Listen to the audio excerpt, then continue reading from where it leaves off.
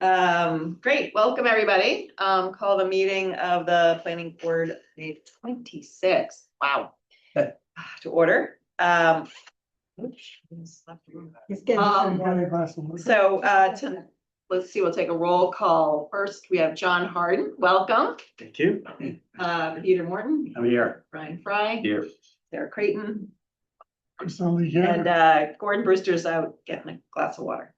And then we have our associate member, Isabella Bates, and Mark Resnick, planner. Karen, can you just, we're not quite ready for you, but can you hear us? Give me a thumbs up. Oh, you're on mute. Yeah, I just want to make sure we can.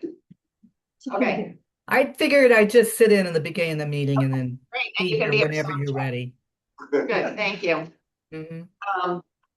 So the first order of business, we were in a sort of a little bit of a retreat last meeting. I just want to also again acknowledge the contributions of Sue Philbrick and welcome John and congratulate Chris and John on the election. Thank you for running and welcome. We'll have a good time. It's a lot of fun here on the planning board, right? So the first order of business is election of officers. It's always a little awkward. So I'd like to nominate Sarah Creighton to be chair. Anybody else? All right, all in favor? Okay, I guess I should abstain. All right, I'm abstaining. Opposed? No, okay, thank you. Thank you for, but I'm always willing to have somebody else step up when you're ready. Noted. Have we got a nomination for vice chair? Oh, I have a hunch that I'm not a hunch. I'd like to nominate Chris. okay, Chris. I was gonna nominate you, Peter. No, too late. All right, we have a nomination for Chris Olney. I'll second that. Okay. Any other nominations? All in favor? Aye. All right, it's unanimous. And you can be the vice chair. No. Excellent. Okay, thank you. The next item of business is just a little housekeeping. I put in a request to get you a email. All of our documents are on SharePoint and we can sit down. Gordon, we should sit down when we do it together so that we can, anybody who needs a refresher on where things are, happy to do that. And hopefully I had Kendall, I didn't think of it till today and I apologize, send you the quick dump of, but we'll share documents too. So any public comment on matters not on the agenda? Not seeing any public. I do see two people. Any public comments on matters not on the agenda? Raise your hand or, okay, hearing none, we'll move on. Public hearing for Manchester Marine, is that at 6:30 or at 7? 6:30. 6:30. Do we have someone for Manchester Marine here? Brett Smith. Good evening. Yeah, I'm here with my colleague, Attorney Ellen Fryman, on behalf of Selco Partnership, Okay. doing business as Verizon Wireless. Okay, great. Just I just want to make sure you were here. What we're going to do is, we have to first open the public hearing, and then we can hear from you. I just want to make sure you were here. So you didn't give me the. So I'm going to take a motion to open the public hearing for a special permit for the applicant of Manchester Marine Corporation on under section 6 of the bylaw, right? 6.1. Let's see them here. That's sufficient, Mark? Yes. So under section 6.1 of the bylaw, and this has been duly posted, and abutters have been notified. Do I have a motion? So moved. Second? Second. Okay, we need a roll call. Gordon, I'll start with you, Isabella. Yes. Yes. Gordon? Yeah. Chris? Yes. There votes yes. Brian? Yes. Peter? Yes. John? Yes. Okay. All right, Brett, welcome, and go ahead. And if you need to share the screen, I can give you that. Perfect. Thank you. Good evening, members of the board. My name is Brett Smith. I'm an attorney at Schatz, Schwartz and Fenton. Our office address is 1441 Main Street, Springfield, Massachusetts. I'm here with my colleague, Attorney Ellen Fryman, on behalf of Cellco Partnership, doing business as Verizon Wireless. We're here tonight for our eligible facilities request under Section 6409 of the Federal Spectrum Act to modify an existing wireless communications facility located at 17 Ashland Avenue. The existing facility is a 90-foot and 9-inch tall monopole, which is camouflaged as a flagpole so that it is camouflaged with the surrounding marina environment at the property. And our proposed modification entails removing 3 existing panel antennas and installing 6 new panel antennas to upgrade those, as well as 3 diplexers and some additional hardware and cables, as well as increasing the diameter of the shroud concealment from the portion above the yard arm or the crossbar on the flagpole. That increase would be by 6 inches from the yard arms all the way to the top of the flagpole. And we also have, I know we submitted to the board some photo simulations and our updated plans. And I'd be happy to pull the photo sims up and go through the board so you can see that there really is there's a minimal to no visual impact with the increase in the diameter of the shroud concealment. And would be happy to address any other questions that the board members may have. What I did give you sharing rights, so if you want to share the visuals, I think that's probably a good place to start.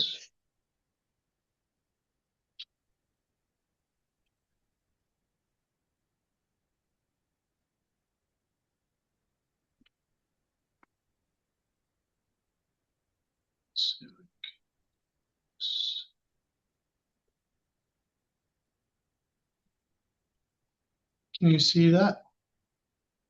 Yes. Okay, so these are photos that are taken with the existing view and the existing flagpole. And then each photo will be followed by the proposed view of what it would look like following the modification. So here's the existing view. You can see the flagpole right here in the center of the photo. And then the proposed modification, as you can see from these distances, I mean, it's minimal to no real visual impact on the concealment aspects of the facility. This is the second view that's existing. And then this is the proposed view. And again, a third view right up close. This is the existing conditions. And this is the proposed view with the modification. Again, existing view and the modification. As you can see, there's the slightest increase in the width, but all in all, visually, it doesn't have a significant impact on the view. Again, the fifth view, that's existing, and the proposed. Again, existing view, and proposed view.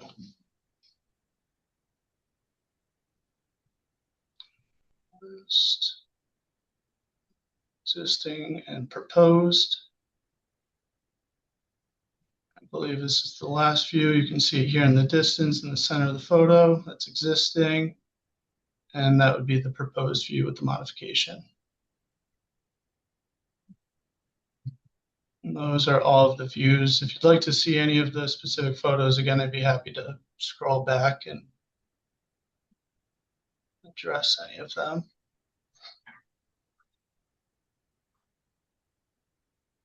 So, so can you just, in, narrative, describe the height and the width of the pole, existing and, the height, at what height does the new pole begin? I'm looking at the actually schematic, but, I think it's page 77. Yeah, there you go.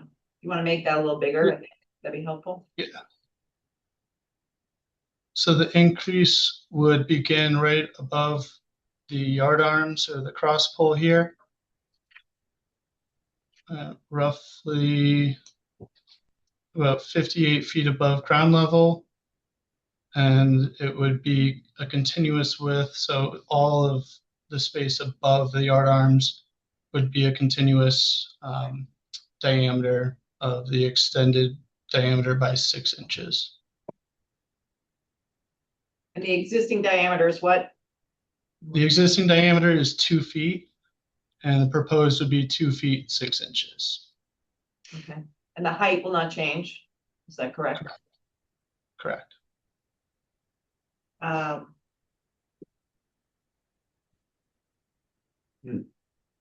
will it remain a flagpole? Yes, so everything else, all of the concealing elements and the flagpole design will remain the same. The only change will really be, aside from the equipment that's being swapped out, the increase in that diameter above the yard arms. And that's to be able to give sufficient room for some of the newer updated equipment that they're proposing to install.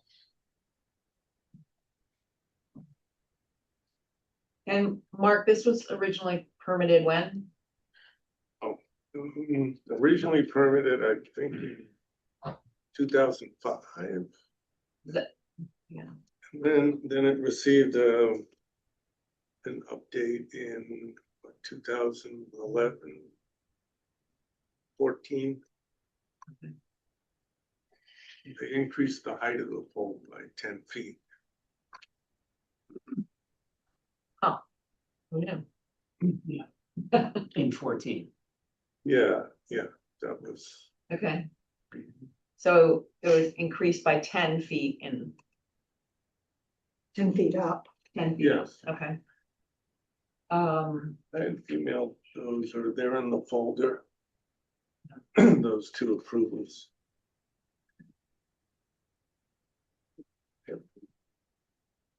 Okay. Any other questions from people? Right. Yeah. No, okay. As I'm looking at the schematic here, it appears to be the existing flagpole will stay in place. That's the way it's done, and everything will be attached to that. Am I reading that right? That the existing pole is going to remain in place? Yeah.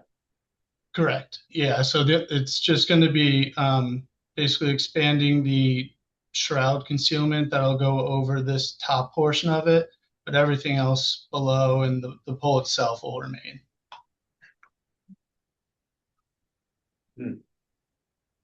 I'm not seeing that old decision.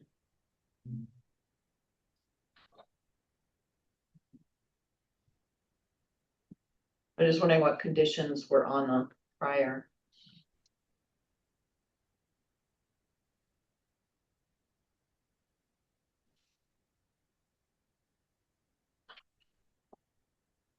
you have a question?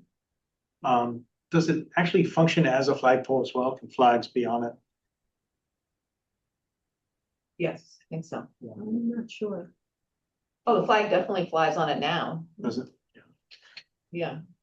Can you look out the window? I mean, seriously.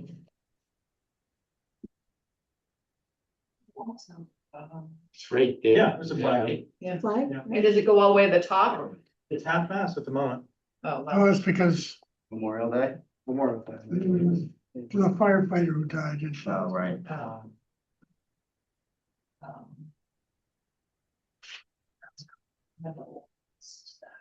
Will our cell service be improved as a result? That was my question. What's gained by this? Yeah, so the updated antennas and other wireless equipment that'll be being swapped out and added is for the purpose of enhancing and kind of updating the technology that's currently existing in the pole, as kind of the wireless needs of the area increase. Now, obviously, with everyone having wireless devices and needing increased coverage, that's kind of the main driver for needing to update those antennas in the equipment, is to be able to further enhance the coverage that's existing at the site now and in the surrounding area.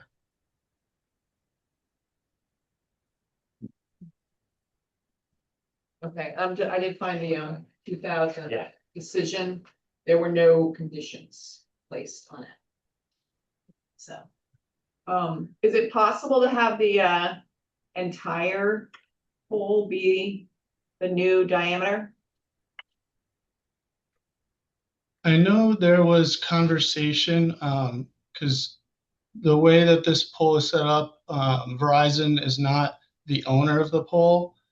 They are just a co-locator on the pole, so they have space on the pole to just attach their equipment. And it's actually a third party who owns the pole. So initially, the discussions around expanding the dimension had started with just where Verizon's equipment is located. And then there was some talk that it wouldn't have as visually, wouldn't be as visually appealing with there being kind of sectors that are a little bit wider and then going back to a more narrow diameter. And I know Verizon had worked with the tower owner and had come to the agreement that if they were going to expand it, they would agree to expanding the entire top. But I'm not sure how those discussions went, if there was even any consideration about the lower portion below the yard arms. What do you concern with the imbalance in the two diameters? Yeah, I'm just wondering. Yeah. Are there any other technology users on the pole? I believe there is another carrier right here in between Verizon's two locations on the pole. It's not T-Mobile. So the original application was to Nextel, and then the application or the special permit in 2002 was to Sprint. Verizon owns them all now, don't they? What? Did Verizon buy Nextel? I don't know. So Does Verizon own Nextel? Is that how you guys? that was. No, I'm not sure it matters. but- I don't see, I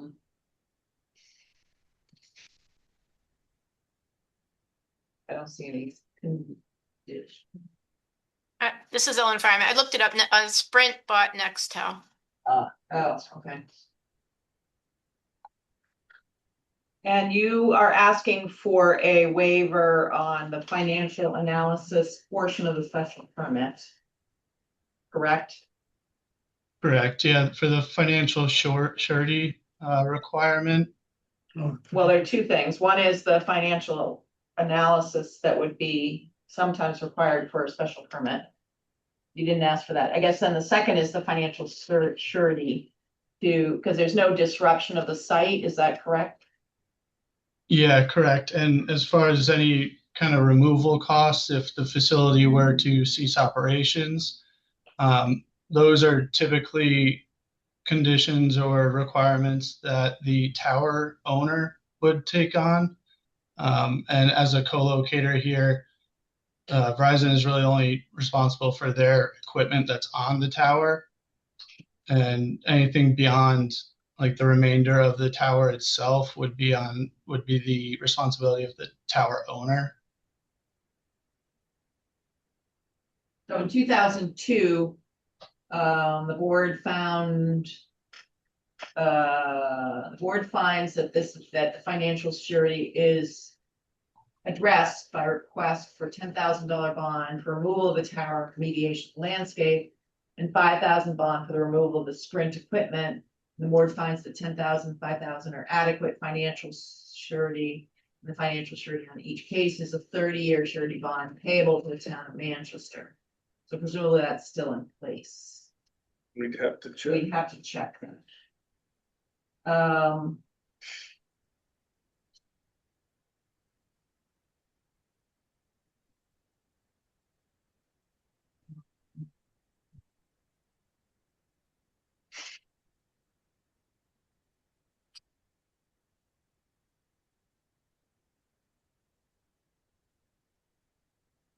So I'm just looking.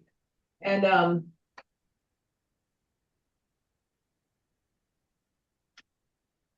okay, it doesn't look like there were really any other conditions than that. But the question doesn't. You're saying that you would not be responsible for removal of the tower because it's not owned by you. Correct. Is that reflected in your application? There's a letter of authorization Okay. in here. Yeah. Thank you. All right,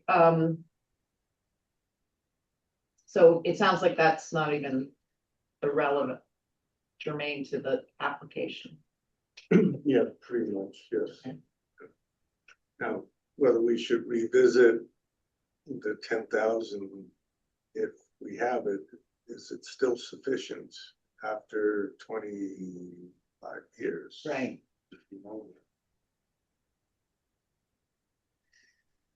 It seems before we grant the waiver of that, we should know that we have it and that, Mhm. okay, that's an open question. Any other questions? So, Yeah, the go ahead. bylaw requires, some testing, pre-testing and post-testing. And what to do if there are excessive radio frequency emissions. And I guess those could be conditions for the permit. And is there a definition of what excessive is?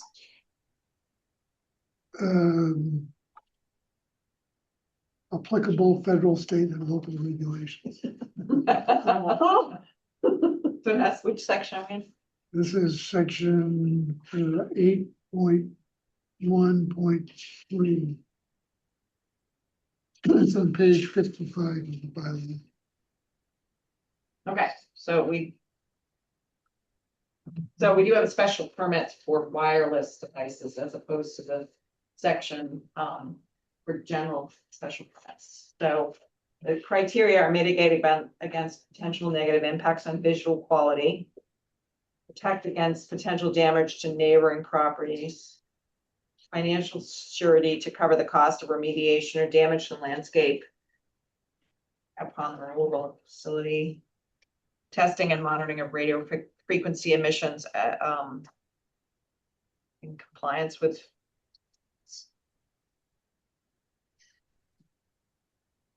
Because I can remember when there was a proposed cell phone tower more in town, there was a huge outcry about that because of the radio frequencies going out. People were very worried about that. right. That was on the, I think the water tower. Yeah. But they are on the water tower. That I think it's like This a is- little bit, 20 years later, people are less worried. or more accustomed to having their cell phone, our cell phones. And I'll put myself in that category. Mark, you also asked a question of, Coleman and Page. Yes. And what was the question, and did we hear back? I asked them a question related to the issuance of the special permit, because they used the what's the term you use, that it's a not exempt Communication. facility, eligible facility, therefore you meet certain conditions. So you're not necessarily subject to discretionary permits. So I asked the question of Copeland and Page, however, they, I think between some of the town meetings and vacation time, they didn't get back to me. So I think, by the next meeting, we should have a complete answer on that. Okay. Also, I believe under the FCC regulations, as far as like requiring like monitoring and testing of radio, there's certain things that really do limit what communities can do, if anything at all. I mean, and again, it's pretty limited. Haven't done a cell tower in 15 years, so not familiar with what the latest is, but as far as that goes, but I can also confirm that. So our jurisdiction is visual impacts and protecting neighboring properties, and presumably given that it's on Manchester Marine's property and they're not here and they know it's. We Okay, have a butters notices. What? We have a butters notices. yeah, they were notified, so. Well, the application did, Come from Manchester Marine. and it also included a lot of data about the Yeah. emissions. There was a lot of radio frequency stuff in there, Which we're not really. which who knows. we don't know about. I mean, can you, Brett, can you explain, how you're regulated on emissions, radio frequent emissions, and how that's regulated, just so we're comfortable? Yeah, so to that point, we did submit an RF report that kind of outlines the emissions testing that was done pre-construction and pre-modification for the site. But in general, Verizon, as an FCC license holder, does have to ensure that they comply at all times with all the FCC regulations when it comes to radio frequency emissions and all of those aspects. So just by terms of their licenses with the FCC, they are required to make sure that they're compliant at all times. Okay. So it seems to me the only open question is the question about the financial surety and where we are with that. So, what do you recommend, that we just continue till the next meeting and then close it out then? Yes, yeah, I recommend you continue so we can check on the bond and where that is, and if that's in place, whether you want to ask them to talk to the pole owner about increasing the width on the lower portion. Also, confirm about the testing with council, as well as the process that they're saying they're entitled to a decision within 60 days, which I think we'll get to anyways, but which I believe is what's required as an eligible facility. Okay. So I think we can resolve those issues pretty quickly at the next meeting. So I'll take a motion to continue the public hearing for the application for Manchester cell phone tower until June 6th. Okay.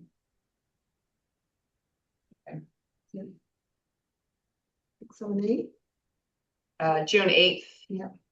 And I'm gonna say 7 PM, because I've got something we want to do at before, or maybe 7:30. You want to do that? Yeah, we wanted to Walk. do a site walk, so hold on, we'll set a time here in a second. What I wanted to do at the June 8th meeting was we talked about in our little meeting at Seaside one was do a foot walk of the general district. Mark and I talked about it's probably gonna have to take us 2 meetings, do one chunk and then.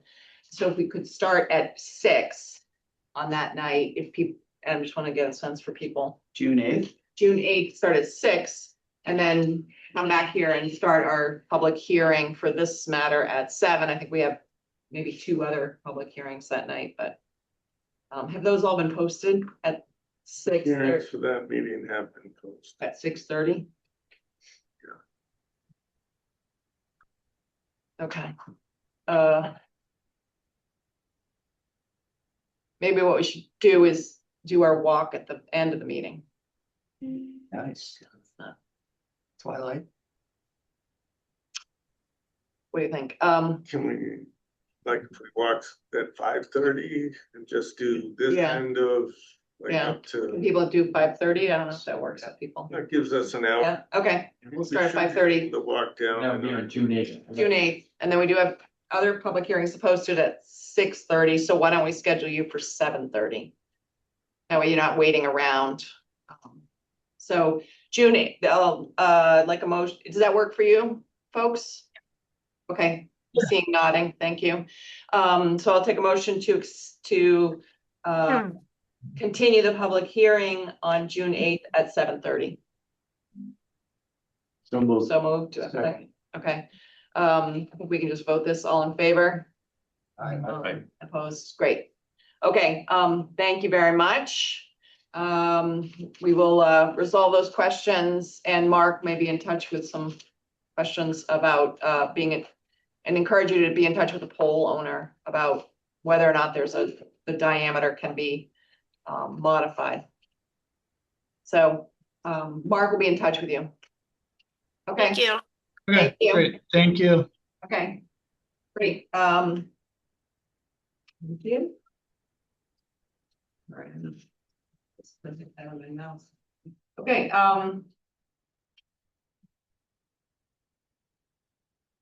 update from Karen, Sonnerbord. Isabella, we hope you'll stay, but, Yeah, thank you. great. Karen. Well, Hello there.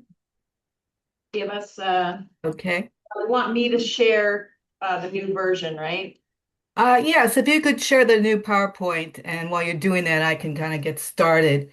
Okay. We're updating plans that were done in 2015, and then 2020 was the last one. And I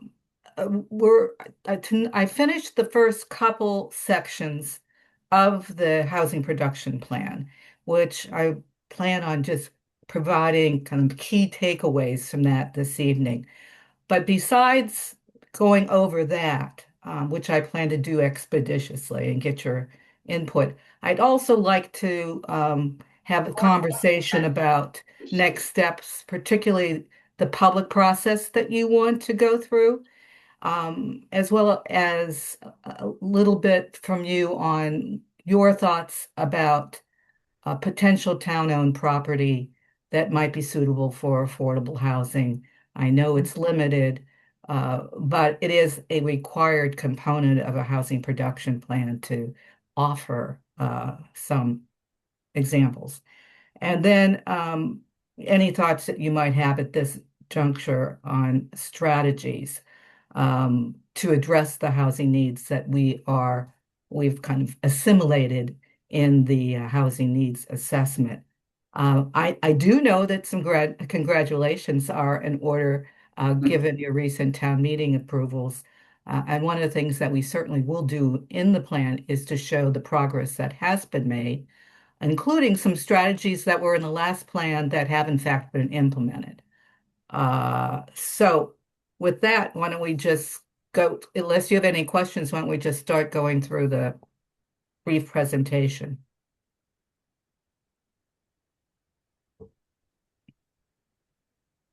So yeah, I do have a question. Sure. This is Peter. The items that you just mentioned that have been accomplished since the last housing production plan, I noticed those as well. Would it make sense to share them at the top, just to allow us all to understand what has been done as we frame what might be done? Well, maybe we can certainly do that. I did include at the end of the presentation the strategies that were included in the last plan. So maybe we can get to that then. Okay, yeah, Just get through the first part. If we want to scoot back to the strategies, and you want to focus on that, we can do that okay, that makes sense. to go charge Why ahead. don't you go through your Yeah, go through it. presentations? Oh, okay, okay, all right. So next slide. Oh. Oops.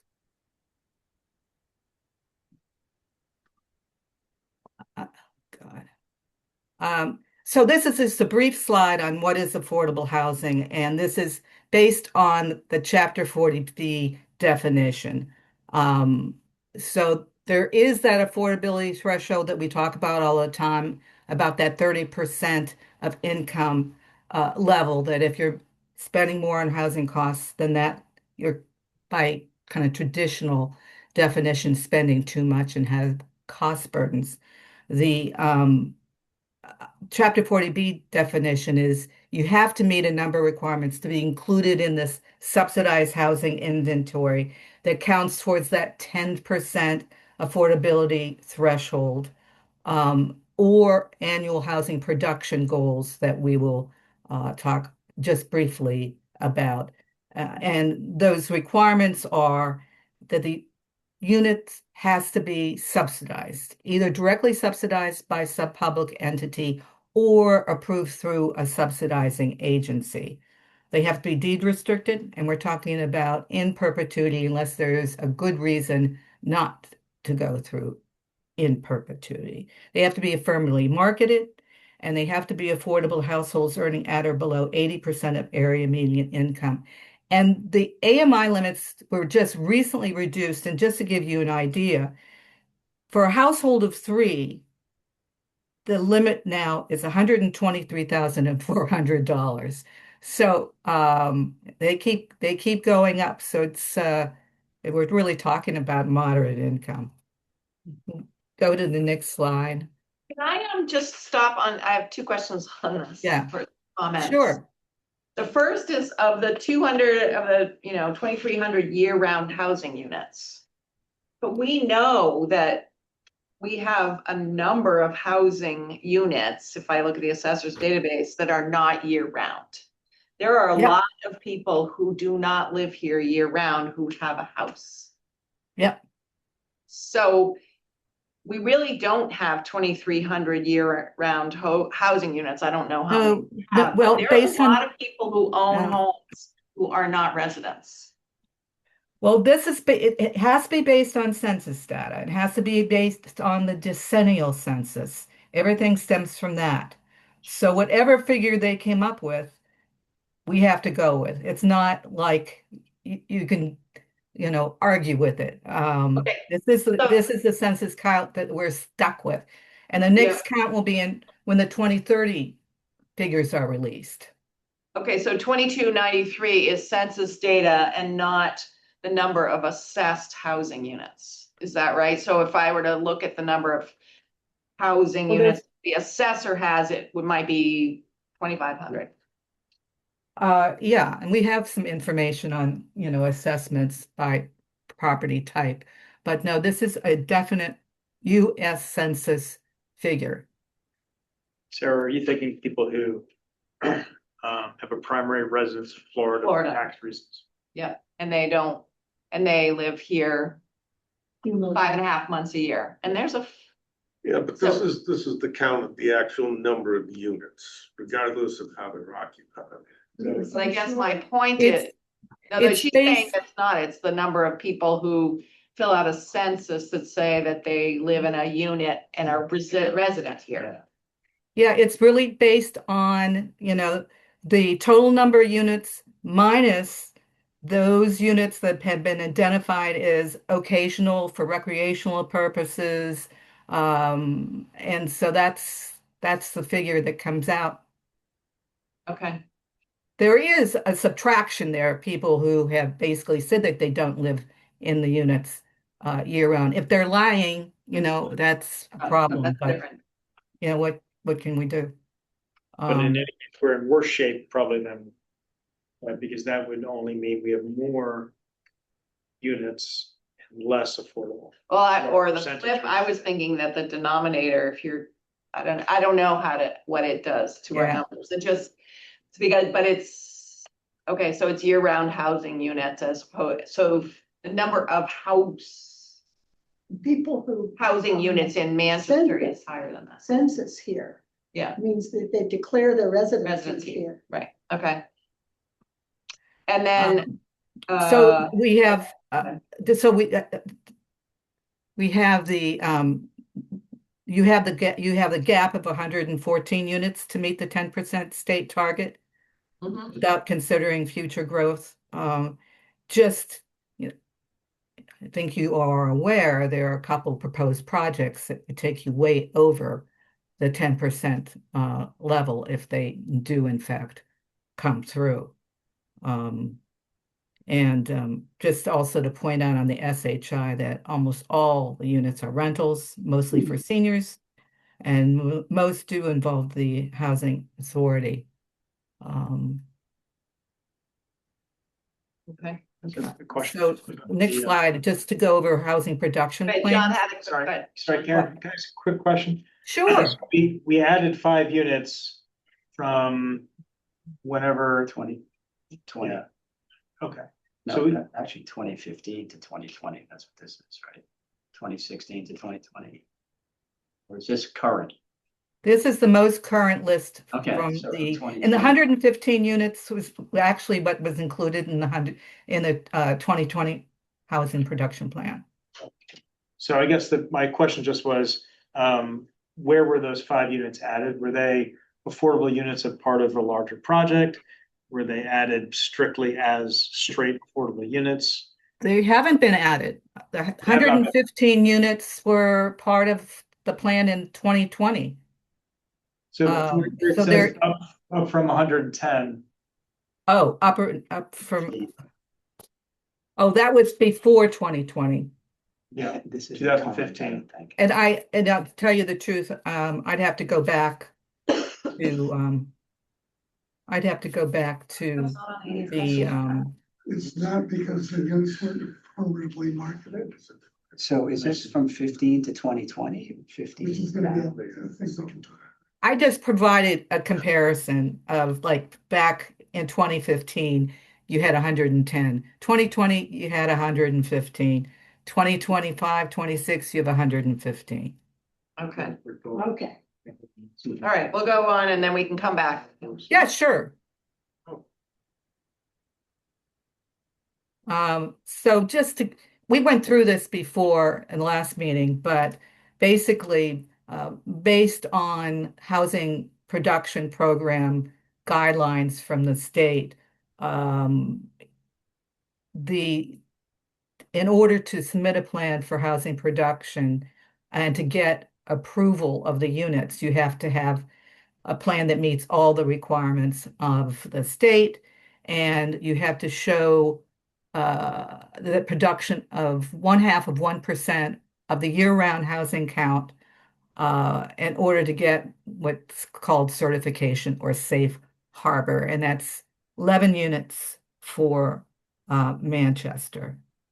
And then if you get 1%, you get okay, so safe harbor for 1 year for 11 units. You can get a safe harbor for 2 years if you produce 22 units, or the equivalent of, actually it's like 22 units, equivalent of 1% of the year-round housing stock.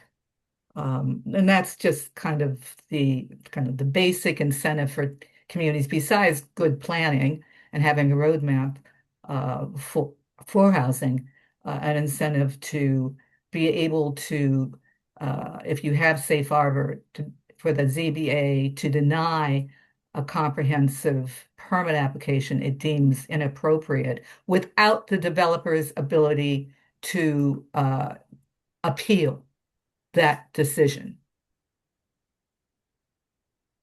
So next slide. This is just basically a list of the major components that are required by the state as part of the housing production plan.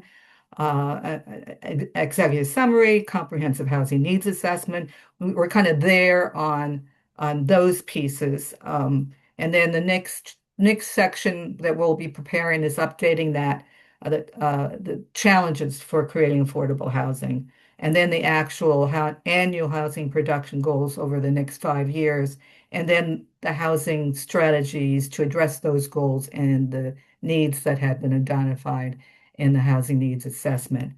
There are also, I listed these here. I don't know if I have to read through all of them, but all of these categories have to be addressed in the HPP under the strategies.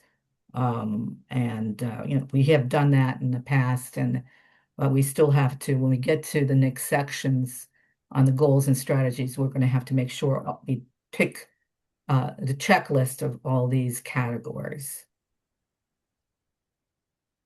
Next slide. Under just these very brief demographic and economic trends updated through the HPP housing needs assessment. Some recent population gains with projected declines going forward.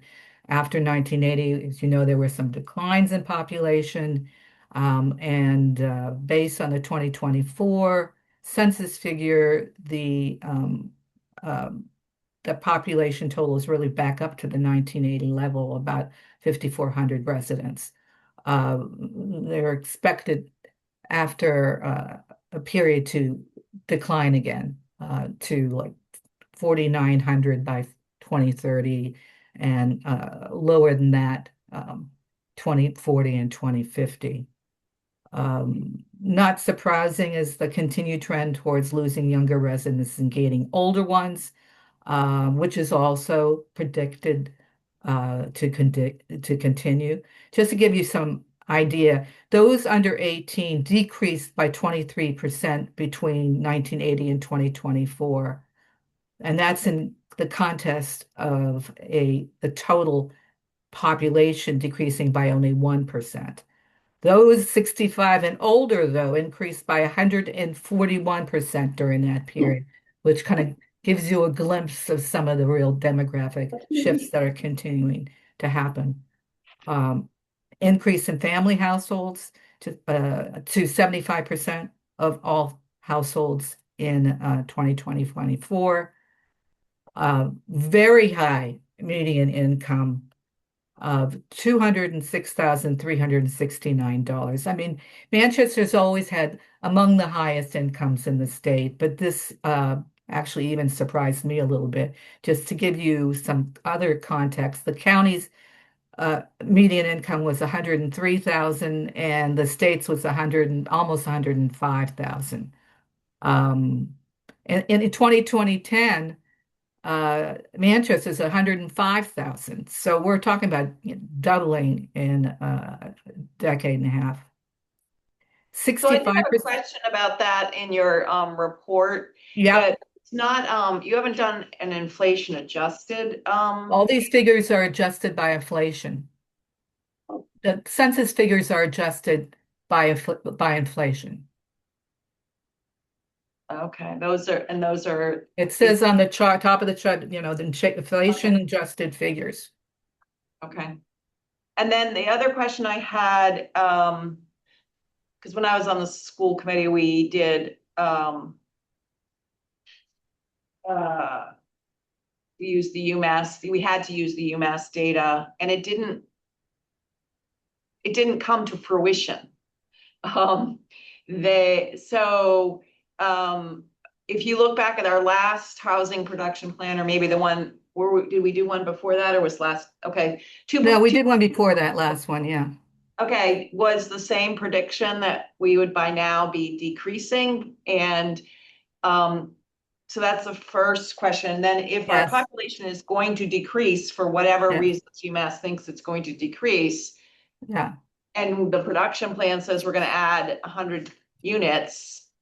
Like, how do those things What fare? they're basically looking at the status quo. They're looking at, births and deaths and what's happened kind of in the past. If in fact there is a surge of housing, there will be a clear increase in population that will be more than what they're probably predicting. These projections are, all based on lots of assumptions. And even the various forecasts themselves have different assumptions. So it is not a science. It's kind of an art to it to a certain extent. And it's interesting when it's pretty true to what happens, but often it's going to be off. It's just the way So, forecasts Karen, are. so the assumptions that you're using are assumptions for the state, it sounds like, that are then applied to Manchester. Is that The correct? state. What do you mean? What? UMass. Ask again. I'm not certain I understand your question. So the assumptions that you're including in your analysis come from what study, or where are you pulling them? Are they The statewide? projections I included some from MAPC to 2030, and I included the UMass Donahue Institute um, projections too. They're both included in the drafts. Um, they differ somewhat. Okay. How does Wait, it- can I just, if I could just finish, yeah. So to your point, Sarah, there are some unique data points that we're aware of in Manchester that are counter to what we're seeing statewide. And I just wonder if we can we provide, or can we discuss your assumptions before you complete your analysis, just to, learn? They're not my assumptions. I'm just using the Oh, projections that are yeah. typically used for our Which are purposes. assumptions. So I'm not making let- assumptions. I'm using their assumptions. right? No, but the assumptions generate the projections. Right. So I guess let me try and ask it a little different way. Talk in a different way because I'm not understanding. Okay. All right. Well, it just seems like some of the numbers that you've already shared for like the 2030 population in Manchester of 4,900 sounds light, considering the direction that it seems like we're going. And I'm just, a difference that's pretty sizable. That's like 10% from what it is now to where it's going. And I just wonder how that ultimately impacts the analysis. Well, when I actually, in some cases where there was census data that didn't make sense to me, I actually included that it was surprising and questionable. If we want to add something in this piece on projections that given X, Y, and Z, these predictions tend to be most likely to undercount what will actually happen. That's one thing. However, between 1980 and 2020, there was a real decline in population. So it's happened before. Right. And with the baby boomers passing away, sadly enough, for some of us, there's going to be likely another dip. If there is going to be serious housing growth, which might actually happen, we could actually put something into the housing needs assessment that says that with pending potential housing development, these figures could turn around and the decline would be much less potentially.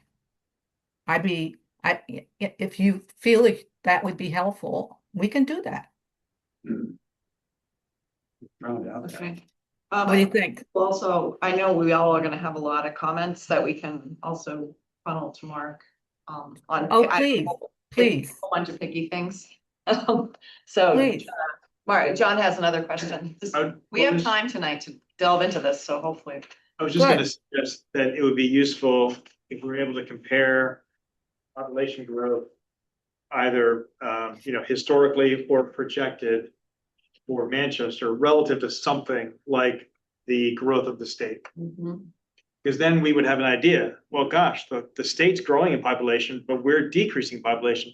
So there's something unique about our situation that's causing. Yeah, I mean, I can easily do that. The growth for the state has been about 7%, which is, but I can usually add something like that. I have a theory, but I'll wait till later. Yeah, I have some theories too. Okay, all right, we'll keep going and we can, uh, God, hold on a minute. I kind did of we lost. finish this up? Hold on 1 second. I mean, I just, where's my Zoom? Somehow my Zoom here. No, Zoom, Zoom. Oh, she's Zoom. lost. I lost, somehow the Zoom fell off the We can still see you, but Zoom, my notes, There we go. my. We can see you. Oh, that's good. Yeah, somehow the Zoom, but well, I don't have to look at the slides to do the thing. The next slide just shows the change in income distribution from census data 1999, 2010, and 2024, and you can see by that basically the numbers have gone down for each kind of group of income range until you get to the 150 plus. When you see that big spike, which is now 65% of all households, and then in comparison, it's 33% for the county and the state. So that is a major change that oh, here we go, got it. Okay, here we go. Anyway, next slide gets to housing. dramatic. Loss of rental units, which you don't really like to see, because we're talking about affordability and some diversity of housing on these plans. There was loss of 130 rental units between 1980 and 2024, and that represents 20% of the town's rental housing stock versus a gain of 346 owner-occupied units. The median single-family house price was 1,350,000. This is as of the end of 2025, and this is through the Warren Group's banker and tradesman data. In comparison, it was 780,500 in July of 2015. The median, this is census, median gross rent was $1,811. But this figure includes the units in the subsidized housing inventory, which comprise 20% of all rentals. So it's skewed down. And then market rents are much higher and talking about at least $3,000. And Can you pull out on that one, can you pull out the units that are on the SHI? Because I thought that, I mean, an SHI, some of them, the rent that the SLV developer was gonna charge for a unit was like $3,000 if it was on the SHI. So I'd like to know, I flagged that as one of the things I suspect, this is one of my assumptions, is that we have a fair number of rentals in town that are not on the SHI, but are below market rate. well, that's not Oh. surprising completely because, in fact, my contention has been that owners, particularly owner occupants who have rental units, generally or often will have below market rents because they want to keep good tenants. And so they Right. won't be completely, jamming the units up. It's when properties turn over that and they're refinanced that rents kind of can go up higher in smaller multifamily properties. Um, but again, talking to folks in real estate about the private sector rentals, there aren't a lot of listings. A lot of people have to rely on word of mouth because they know somebody who knows somebody. So it's hard to get a really kind of clear signal. And and the other thing is that there are winter rentals, and then you've got the seasonal rentals, and which tend to drive up prices because they have a real effect on supply of the year-round stock. So it's complicated. And I try to get at some kind of scenario in the analysis on housing costs and affordability. But your median gross rent is from census data. It's according to 2024 census estimates, That's and why I was saying people it report. is lower because it includes subsidized housing inventory unit, and that includes most of them are housing authority units. Right, but what is the So rent? those rents are low. It's a third of your income, so that everyone's paying a different. Everybody's playing different. So it would be helpful, I think, for me to take those out and see what the census data says our rents are, because on, Well, we have analysis of rents in the plan and the housing needs Yeah. assessment. There is, gross rents by the rental range and numbers that are in that range in the housing cost information.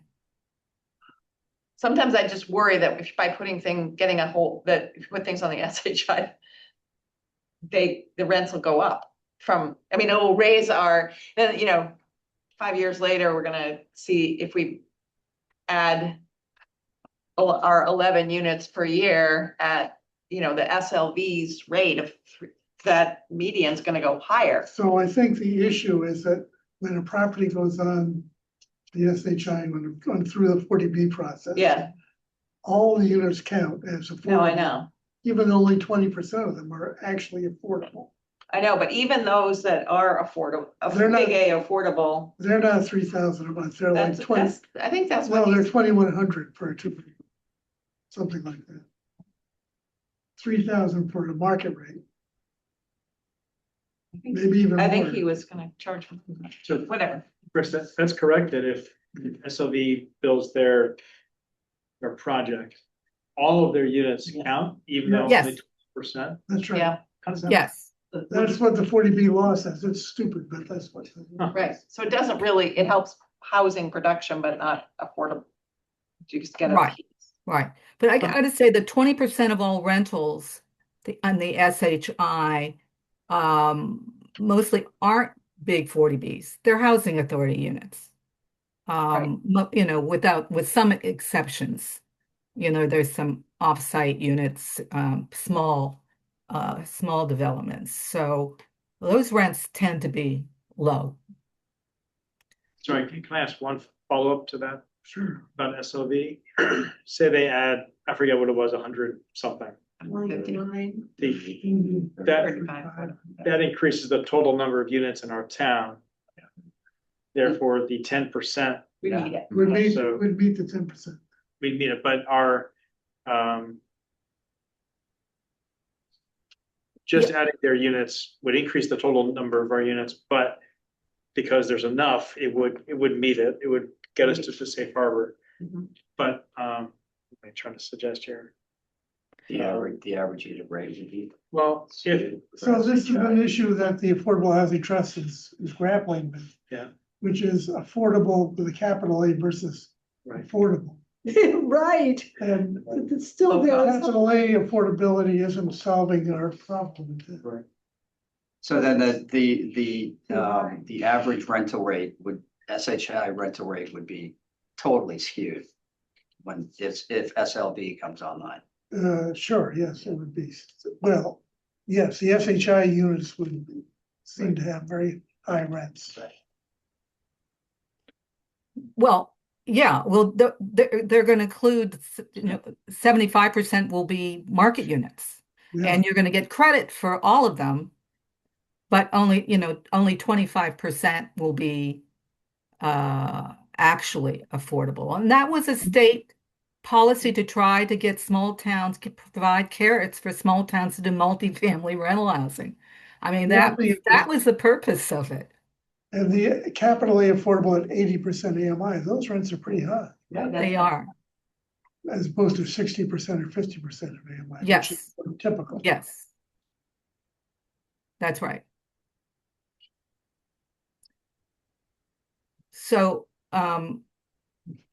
going on high affordability gaps, I mean, when you have a median, usually the definition of affordability gap is the difference between the median single-family home price and what a median income household can afford. Given that you have both high single-family home price and you've got very high median income, and so but the gap still is almost $500,000.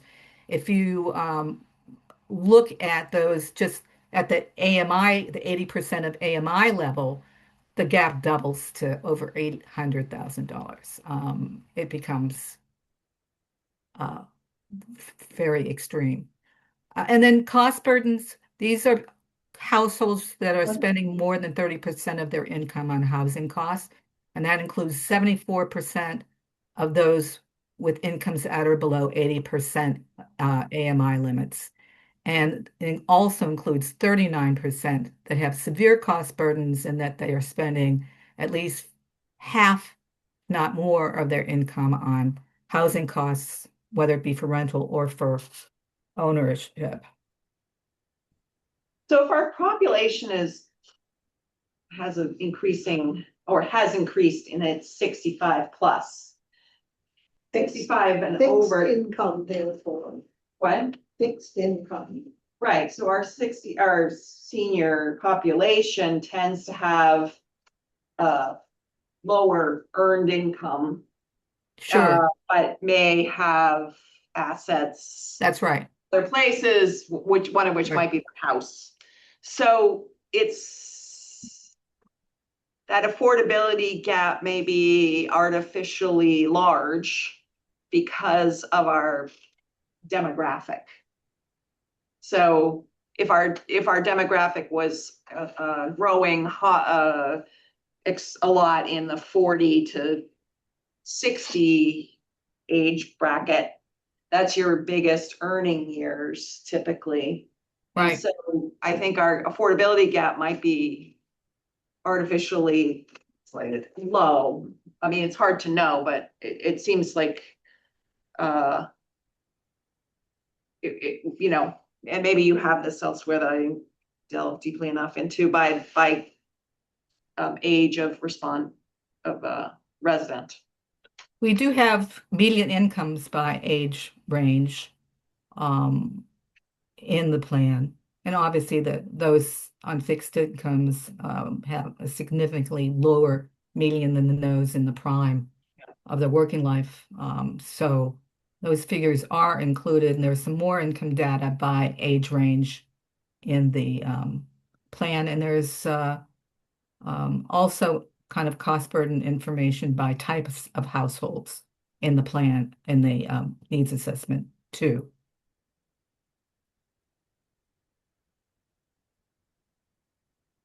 Okay. And income range. So there if you look under in the affordability analysis, there's some figures on that. Uh-huh. Okay. This chart, I think, really shows the increase in housing prices. This is from assessor's data. The bottom line, actually, it's hard to say, is like the yellow line is fiscal year 20 data by numbers of units assessed within various price ranges.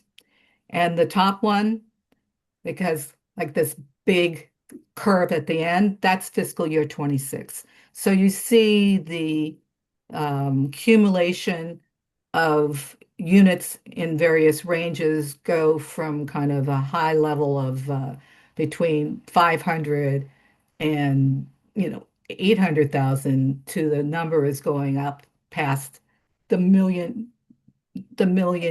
point two level. I mean, it's uh, it's it is kind of dramatic. Yeah. The shift that's occurring. The next slide. So, I mean, put down and trying to distill this information and come up with targeted needs, and still continuing that rental housing is a top priority for both families and for seniors. Rental lets you, when you actually can do affordable housing and financing, you can get often some units in the lower income tiers. It's meant to diversify the housing stock somewhat. There's 0% vacancy rate for rental housing to make up for some of the loss of rentals that has been occurring, and almost all state subsidies are for rentals. And once again, if there's an interest in safe harbor and getting beyond 10% or meeting housing production goals, all units in a 40B rental project count towards the SHI. But there's still a need for first-time home ownership as on the town's housing agenda to help diversify an increasingly aging population, to attract young families and give them ability to live in town. And there are very few subsidized ownership units in Manchester. There's also a need to integrate some handicapped accessibility and supportive services, given increasingly aging population and the numbers of folks with special needs. And one of the questions I ask as a note in the draft is whether you wanted to potentially add another need, which is kind of the need for resources to help folks make important improvements to their homes, given the age of the housing stock. Council on Aging thinks this is an issue for older adults who own their home and the ability to have resources to maintain them. So that was just a question that I thought you might want to consider. There's a wonderful program in DC called Christmas in April, in which people would go to a senior's house and do all the repairs that were needed. Plumbers, painters, pick up the yard, the whole works. It was really a wonderful program of community. Was that in Washington, D.C.? Yeah, Ah, Christmas good. in April. That's great. Well, there are some resources. It's hard. You really can't use CPA money for home improvements because there is a state rule that basically says you have to, if you don't use CPA for acquisition and construction, you can't use it for home improvement. But there are other towns that have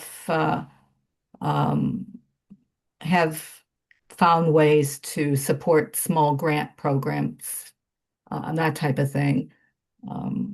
It's just something for you to consider whether you want to add that or not.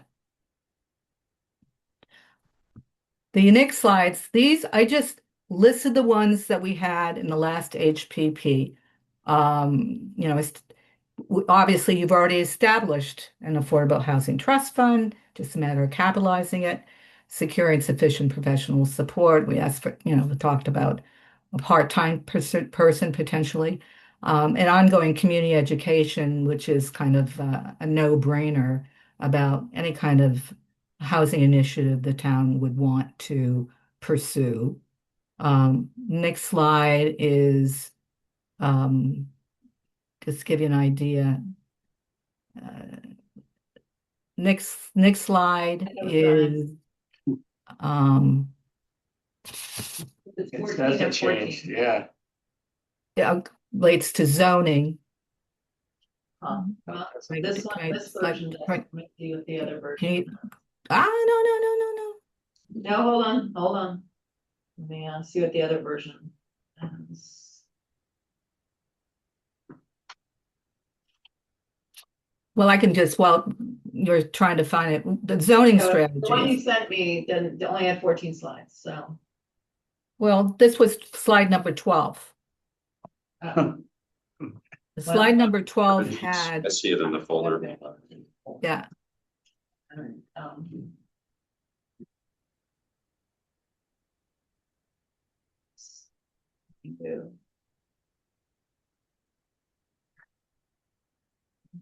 but anyway, the first one was to pursue chapter 40R or 40S smart growth zoning.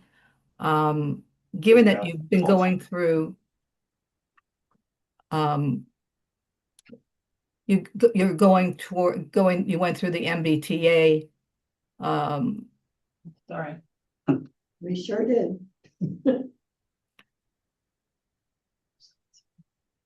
So Sorry. that's okay, that's okay. So pursue 40R, 40S, those are smart growth zoning districts that have some financial incentives from the state. And they were recommended in the last plan. Modify multifamily requirements. But 40R, we went through a whole long thing with this MAPC, who was, and they identified a area of town that didn't meet the 40R. We went through I wasn't on the board, but there was a lot of meetings, and MAPC identified a site that didn't meet the 40R basic criteria. As being near enough to the train, I think it was the problem, right? Wasn't that the problem? It was part And of Well, it doesn't have to be transit oriented to be a 40R. But you did go through the MBTA zoning, so you have kind of set aside part of that, as well as the next piece, which is modify multifamily requirements. There might be, you've just gone through downtown and harbor changes. Yeah. And then modified accessory department bylaw, where you went through and had to, deal with the state requirements on ADUs. So you've made a lot of and then you've also did the senior housing bylaw. All of this will be highlighted in the plan, but we also have to include some, based on the categories of strategies, some other zoning related approaches to be included in the plan.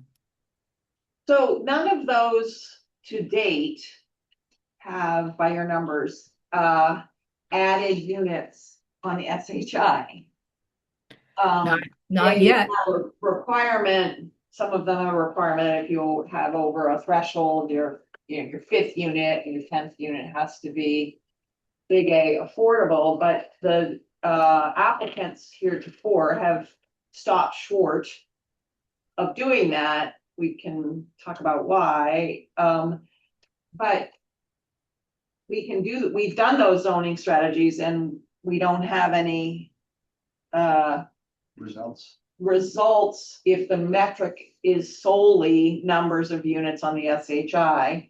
Now it's soon, so hard to know how long, but I think rationally, it's going to be a modest increase in units on the SHI. It's probably not 11 a year. I actually think Yeah. we'll have the opposite problem where we'll add units And then our at our burden. market rate, Right. which will increase our total number of units Units. and make our percentage less, Right, so it's almost like. Yeah.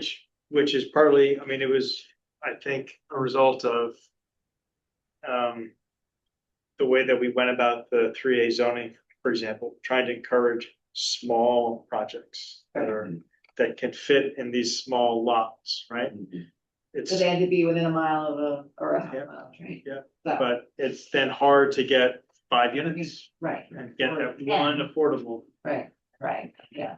Or This you is not see- easy. I mean, it's certainly the case. You've had a little bit of luck with your inclusionary zoning bylaw. And the other thing that we put in the plan is, while we're focused on those units that are count towards the SHI, there is also recognition that units that help serve a need, help diversify the housing stock, maybe not market, but a little bit more affordable, are also something that can help address local needs. And we, acknowledged with the accessory apartment bylaw that those units were not going to be SHI units, but they could really serve some needs for the smaller households and potentially provide income to those owners who are really scraping by, just barely scraping by. But once again, it's a matter of looking at kind of where you see like the next steps as far as the focus on anything related to zoning or regulation. So Karen, I assume you're gonna be talking to the Affordable Housing Trust at some point? Yeah, I'm meeting with them June 16th. Okay, great. So one of the things we're gonna be talking about there is Powder House Apartments. Oh, yes, yes. Which is an accomplishment, but because of the state's bizarre marketing requirements, those units can't go onto the SHI until they go through an affirmative marketing process. Yeah, they can only really be counted after they've done all those requirements, including affirmative marketing, and they turn over. So that you can't really count occupied units. You have to wait till they turn over. So that general affirmative marketing plan is a real obstacle to creating small numbers of affordable units. Because people who apply to the to get their units on the SHI have to spend a lot of money to go through this lottery process and all the rigmarole that's required, monitoring, so forth, which they can't afford to do with a small project. And I think that's something that the state should spend some time thinking about. Ways to make the process easier and more affordable for small developers. Yeah, I remember you mentioned that before. I think that is an obstacle. Maybe this is something the Housing Trust might want to subsidize. Well, we've talked about it, and another possibility is a regional approach to this.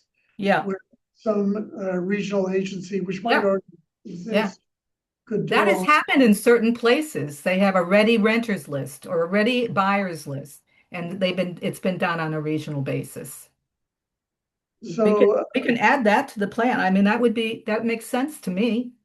also I heard of a project, an affordable project on Cape Cod, where 6 towns got together. Yes. Funded one project. Yeah, they've done it.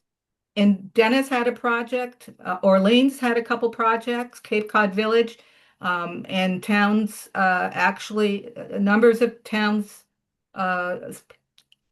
actually provided some money to support those units because they believed that people in their community might benefit from them. So What pooling town gets to resources. put them on the SHI with that? Well, you forego that, yes. It's a matter of, they felt it was worthwhile to some extent to provide some support. So that's the small A versus the big A, I guess, for affordability. Yeah, the town that has the units physically in their community, those big A units count on their SHI. The other towns, I think they're just looking at potentially meeting some needs and maybe some quid pro quo down the road. So the big developer comes in with a 40B of 100 units, 20 of which are big A affordable. Well, 25% Or probably. 25. So then 100 units count for the town. That's right. Yep, So a little developer who comes in with 10 units yep. and makes, well, for argument's sake, 2.5 or 3 of them affordable, we only get to count 3. That's right. No, you get to count, if they go through 40B, you would count all of them at their rentals. If it's home ownership, you can only count the actual units. Yeah, But but it wouldn't be a 40B, most likely. yeah, but if it's not a 40B, we only get to count. Well, whatever the inclusionary zoning bylaw is, what, 15%, 20%. 20%? Yeah, yeah. Or the other thing is, you could provide some subsidies through your housing trust. Yeah, we've actually done that during COVID. The trust subsidized a bunch of rents and mortgages for people who became unemployed. Oh, kind of an emergency fund? Yes, yeah. Yeah.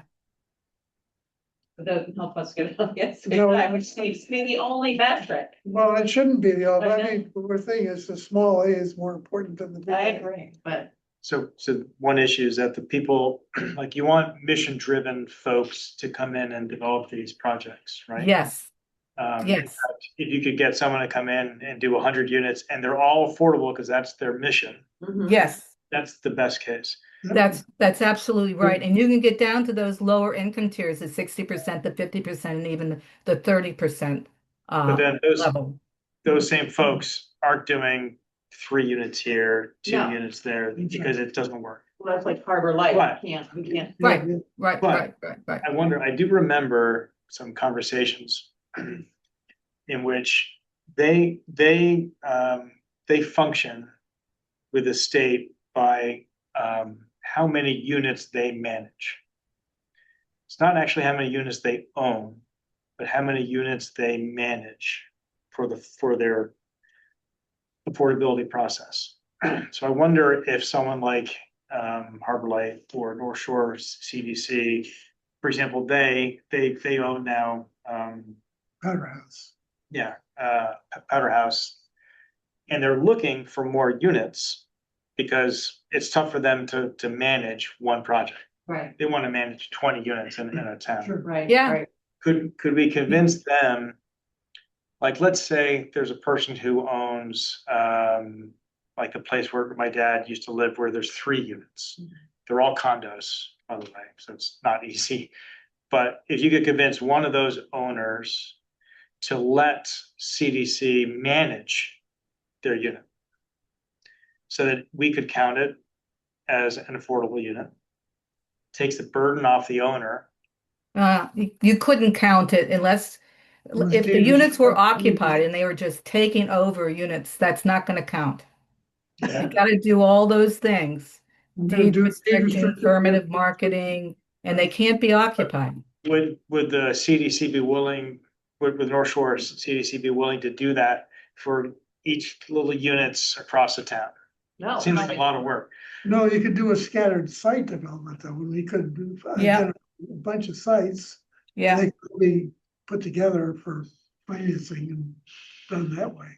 So I guess then the big picture is the way we've set up our 3A zoning, the way we've talked about, well, our zoning in general, because it only allows 4 units to be built, Mhm. 0 Just keep, yeah, Zero. keep digging ourselves up. afford, yeah. So our strategy at the moment is making it much worse. yep, Don't yet have a Yeah. strategy that would make it better.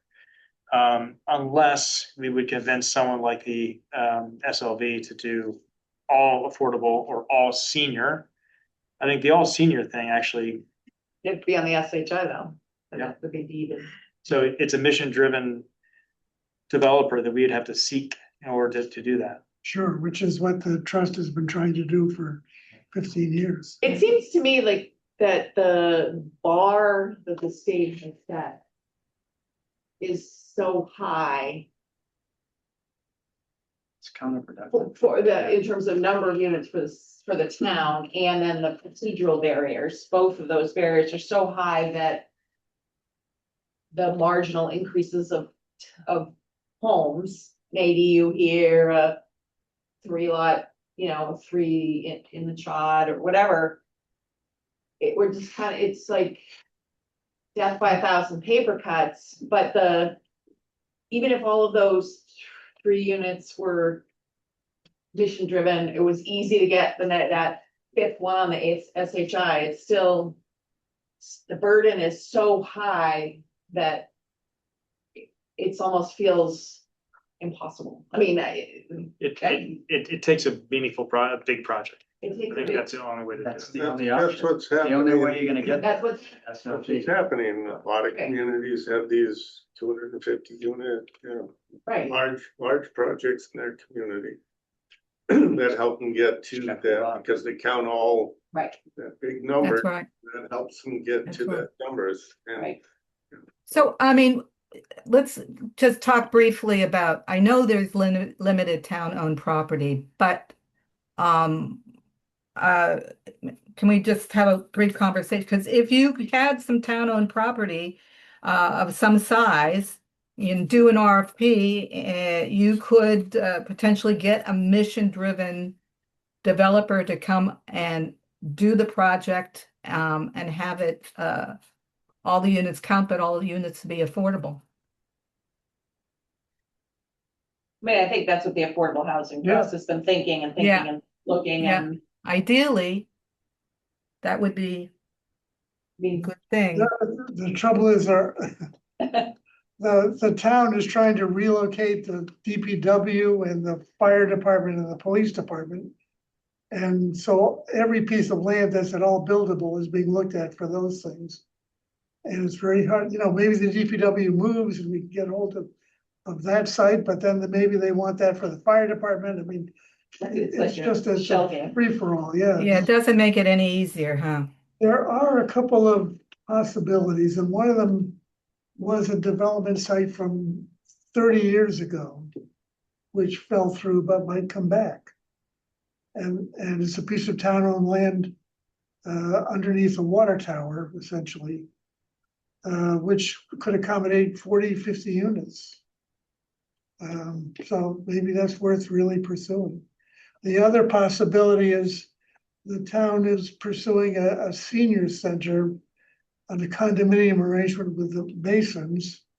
And maybe part of that senior center could be some senior housing as well.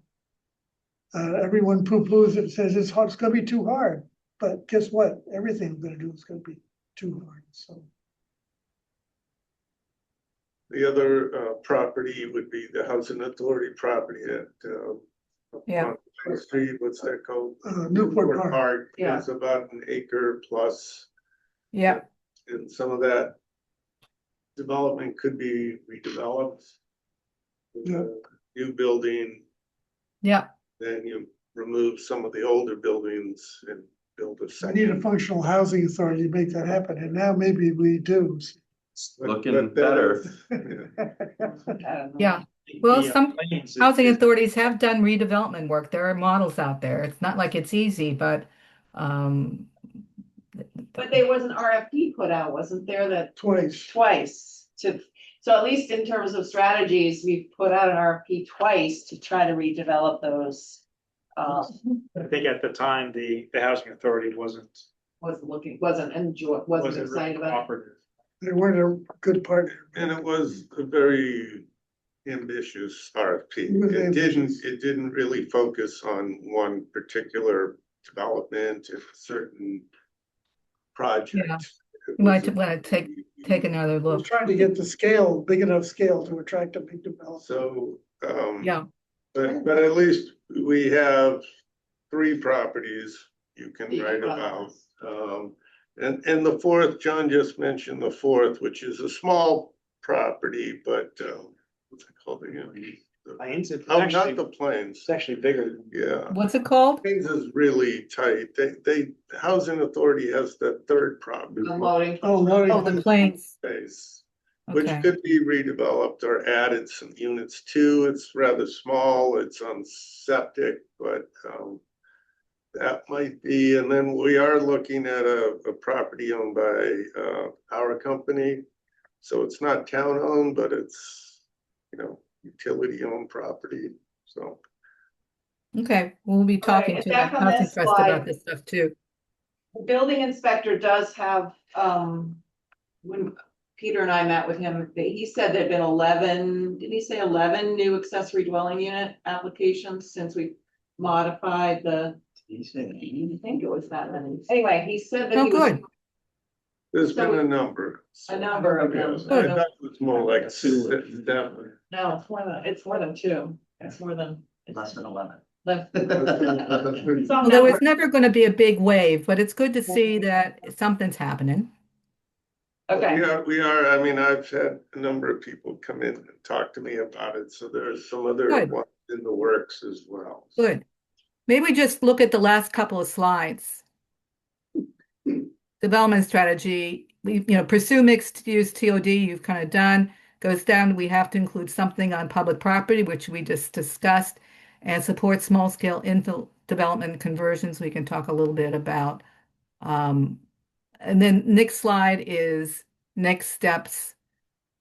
I do want to hear more about any other suggestions, but one of the things I wanted to talk to you about is the process of next steps.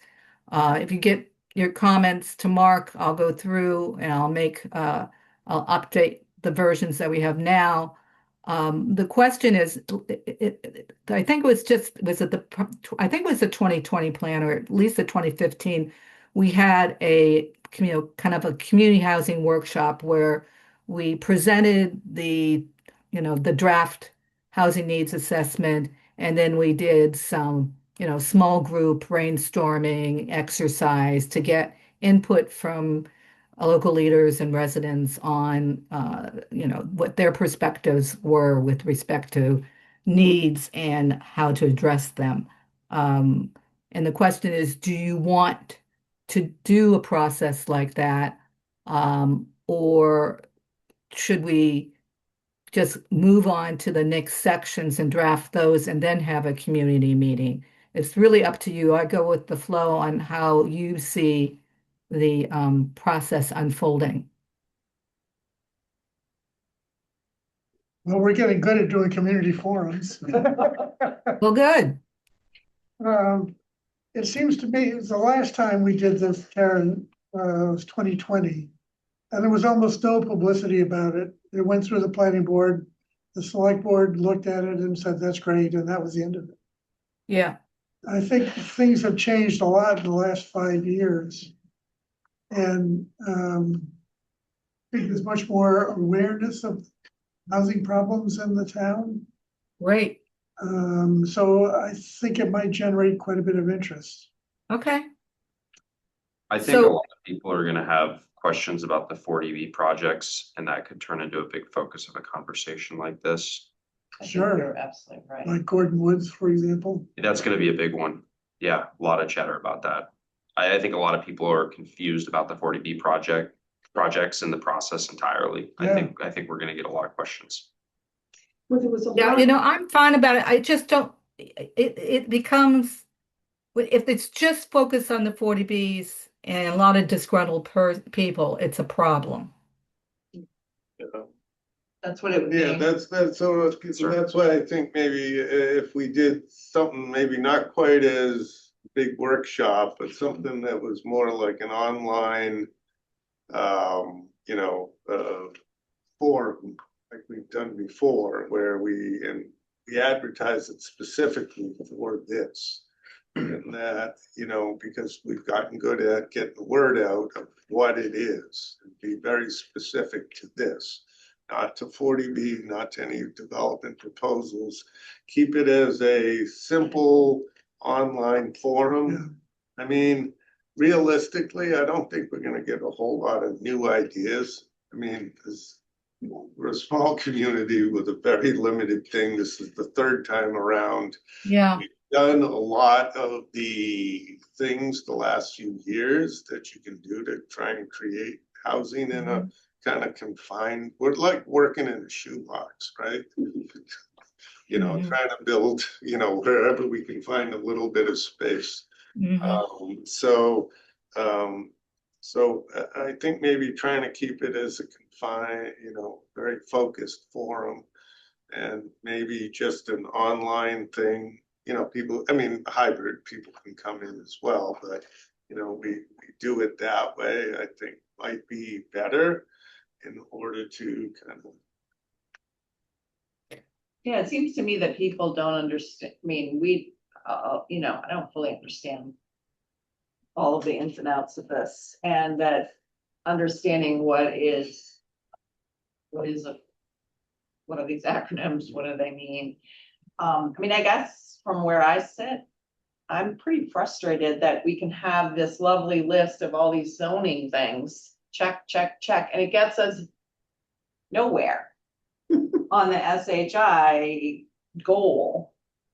And even if we get 11 units a year, I mean, we get safe harbor for a year or two, it just seems like the policy box is so constrained that. Yeah. So one of the questions I was gonna ask, that's my frustration. My question is going to be, is, other towns that Yeah. are like us, you know, in terms of, we have a lot of amenities here. It's not surprising that our land prices are high, and then our housing prices are high, and then people are improving houses left, right, and center. You know, they buy a house and then they rip it down or expand it or put in, you know, amenities. But what other communities like us, Sherburne, Wellesley, Hamilton, Newburyport, how are their plans different? What are they doing? What are their strategies that, or does their plan look similar? Or how have they been successful in meeting, you know, who's been successful when I they're think you, constrained like us, yeah. besides that 40B, a giant 40B? Well, I do think that if there's town-owned property and you can build on it and you drive the terms and conditions of that development and you do rental and you can count all the units, if you get a mission-based developer in where you can get it lower income tiers, you know, those have been projects that have really added to the SHI. And who has There done have been, what? Who has been successful? What towns? Generally, bigger cities are more Yeah. successful. No, you know, I think I saw it in the 2020. places on the Cape, for example. I mean, uh, just did another plan for Hanover. And they had some town-owned land and they're moving forward, did an RFP.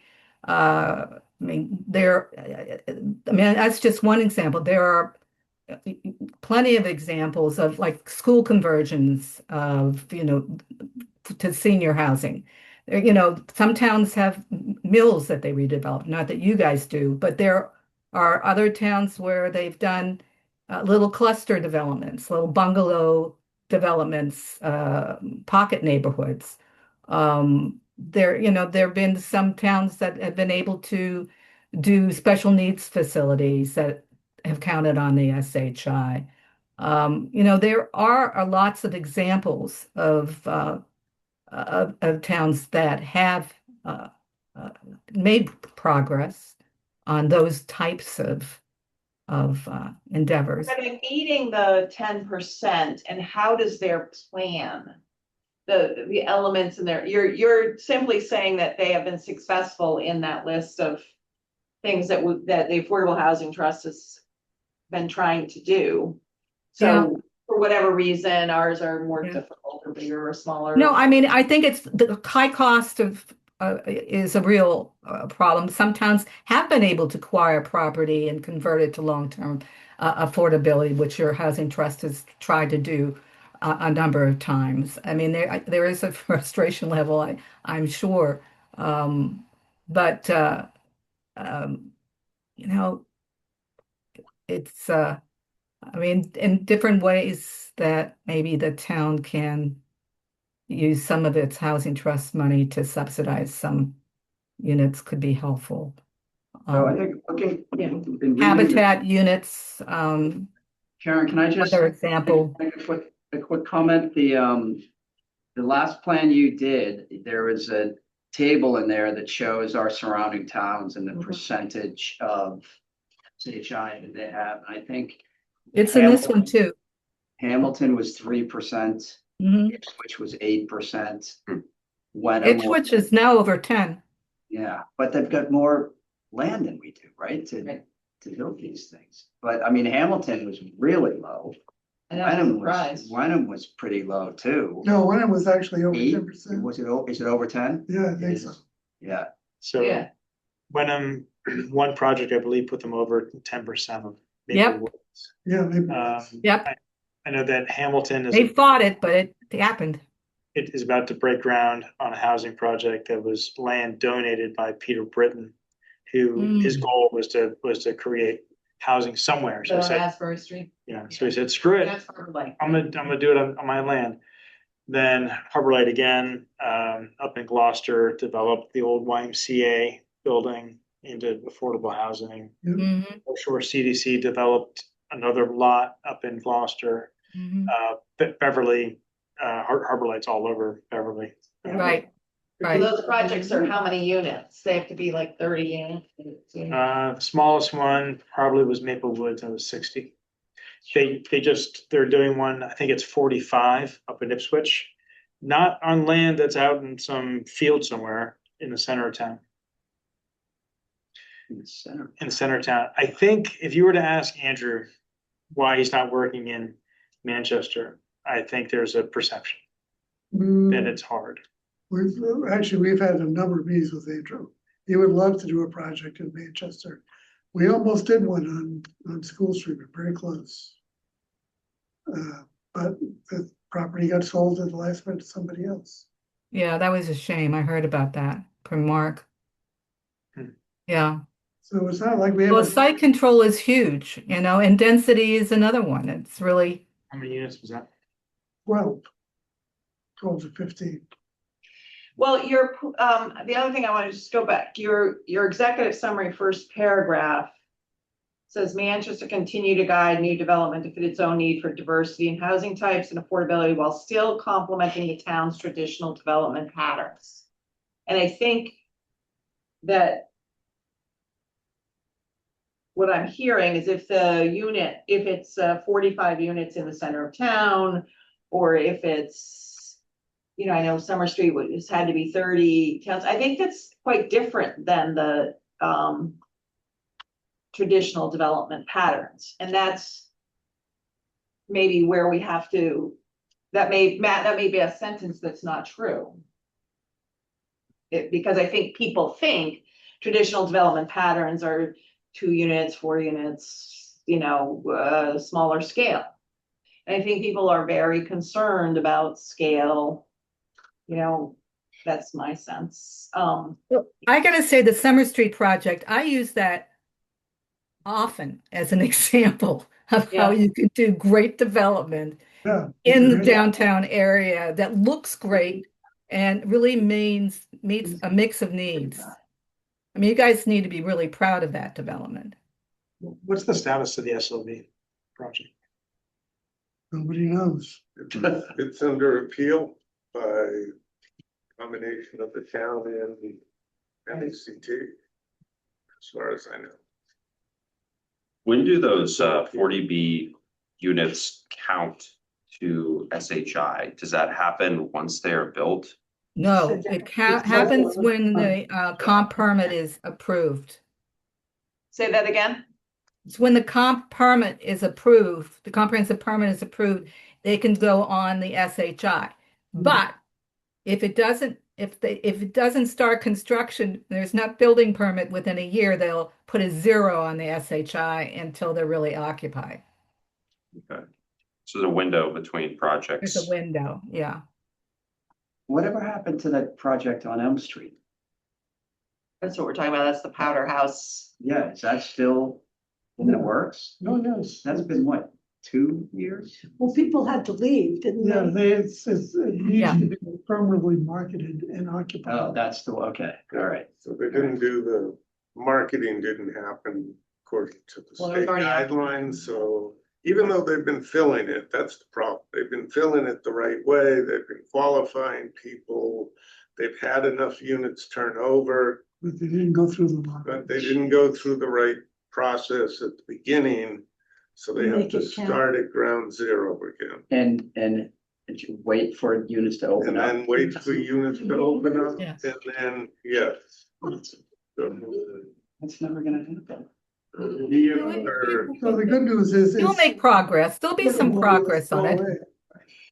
Right, That doesn't help us. No. What Does is, help us. what is the help that we want? yeah. I know, that's. What does the question. SHI really get us? It's just a baloney thing. Well, I think what the SHI gets us is it allows us to say, in my opinion, to say no to 250 units in Sure, in a place. Well, we're pretty good at saying no anyway. That's, things that, You can say no to the large project, but it's the one that's under the large cap that you can't say no to. right? Well, we did, So- we did, and now we're, No, we didn't. sure we did. Now we're paying tons of So now we're lawyers. in Keep court. fighting it, so instead of having it be built already. Okay, so the question before us is, it sounds like Mark's suggestion is that if we have a forum, that it be about some of the demographics and what is the plan, what is a 40, No. what is a 40B, and not Oh, no. go, yeah, what is this? The needs. Plan. Right? Yeah. Yeah, Yeah. we'll work it out to Yeah. kind of keep it focused. Yeah, I was thinking that some of the slides that I went through tonight would be applicable to a community meeting. Okay, so in the interim, and is there a urgency to get this done so that we don't put the town in some, Yes. because ours is lapsed, right? Yeah, but we're in a lapse period, so there is a bit of an urgency to get this done, so. Is it important to get it done before other projects come before the town? It's important to get it done. Yeah. Yeah. So we Mark, wanna you do- told me that the first units through the Section 3A have come through that includes some affordable. Didn't you mention that? It doesn't include affordable. Oh, it does include affordable? Yeah, they just filed for 4 units. But it's Okay. not 5, so 5 would require an affordable, Dear help. so Got it. the max they could build on that parcel would be 7, so. So let's, get comment, I think we should do is get comments to Mark before the next meeting on the plan, the draft plan. And then, do we need to also, meet with Karen again to go through the specific recommendations? Right now, you just have a placeholder for those. Yeah, I think we should have the community meeting and then get to the next sections of the plan. I mean, unless you want, do you want me to draft the whole thing and then present the whole thing to a meeting? Or do you want just to focus on these other needs and try to get input on what people think should be the key strategies, the housing agenda? You tell me how you want to do it. So when I've done it before, and I think that's what Karen's saying, is you want the community input before you have a final draft, so that the community input can say, we need the missing middle, as they talked about at the last town I was at when we did one of these, and they talked about townhouses, developments, and other types of things, small houses, the cottage style, and other types of things that you can subsequently, if people want that, you can subsequently, change zoning to allow that under certain conditions, in certain locations. So that's kind of how we've done it before. So that's why we could hold that sooner, and then have Karen finish the plan, present it to the board, and then you guys can vote it. Be done. Are you talking about doing that in June? Well, we June, have June 22nd. If Sure, I Karen mean, can do it on June I 22nd. can't do it on the 22nd. Okay. Does she have to be there for it? Yeah, Oh, yeah. I'm sorry. All right, we'll find a time. okay. I guess I feel like when I listen to Chris, I feel like that the town has taken many steps that, I mean, I'm wondering if it's an opportunity to explain the steps that have been tried, ask for input, so people don't think that we're back saying, what should we do, I think it's always good to lead with that. Yes, I agree with you. Yeah, here- Always. and there's been a lot of efforts made, but Sure. Well, you've made a lot of effort to add housing, to allow for opportunities for housing. It hasn't necessarily been focused as far as. But the affordable housing trust, But that's the trust, but I'm This talking, is a good example. That's 29 units. of Yeah. affordable housing. right, We can surely talk about that. yeah, but I mean, as far as what, The thing I'm worried about is the elephant in the room, which is SLV and. Yeah, that's exactly Yeah, right, I yeah. think. Well, so isn't this discussion about a housing needs assessment of which SHI is part of it? Right? I mean, Right. maybe it turns to all SHI, but I think we should lead with it being an overall housing assessment. That's right. No, so let me ask you this question. If we were over the 100, we had 115 units right now, would we just unfund the trust and not care about affordable housing because we met SHI? No, because we still need 60 more units. What's 60 more units? Well, then isn't that, we have 110 right now, right? yeah, and if you added 136, it would be We'd enough. be there, right, Yeah. yeah. we'd be on we'd meet the state's I'm not requirement. sure I understood your So question. my question, if we met the SHI requirement Right. today, would we? You'd still have local housing needs. Well, thank you, Ken. No, I know what you were gonna say. Yeah, do we just, is that, no, I don't, Except our population's going down. I mean, apparently. apparently, Yeah. or going to go down. Right. So it's, No, Chris, I mean, It that's, doesn't mean that there won't be people in the community who are really struggling to get by. Yeah, that even if we're smaller, we're still gonna have people struggling. yeah, I think one of the key pieces here, Karen, that you outlined was affordability, right? right, Yeah. Still gotta address that. By the way, our population's going down it's- because of our housing problem. Young people can't move here and buy a house. Old people have no place to go, so they are staying in their houses, right? Right. They're slowly dying right. and we're not replenishing the people, so our numbers are going down. So people have to die faster. That could be a solution.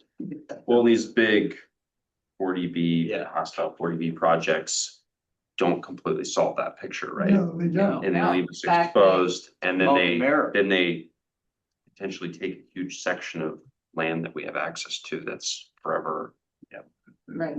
Well, and they actually can make that worse. I Yep. mean, I went to the Gordon presentation and the developer started off by saying, I am a luxury housing developer. Yeah. I mean, that was his opening line. Yeah. And his whole thing is a swimming pool and a clubhouse and a cafe, and it's a luxury product with whatever number on the SHI that it's required, 25% of whatever large. So that doesn't solve our Yeah. cost of living problem. So it just adds more housing. Which, I mean, I don't think it's, and it's, the other thing is that it is rental housing, so if you own your home and you're a senior, it is a significant tax benefit to buying something smaller, not renting. So that piece is also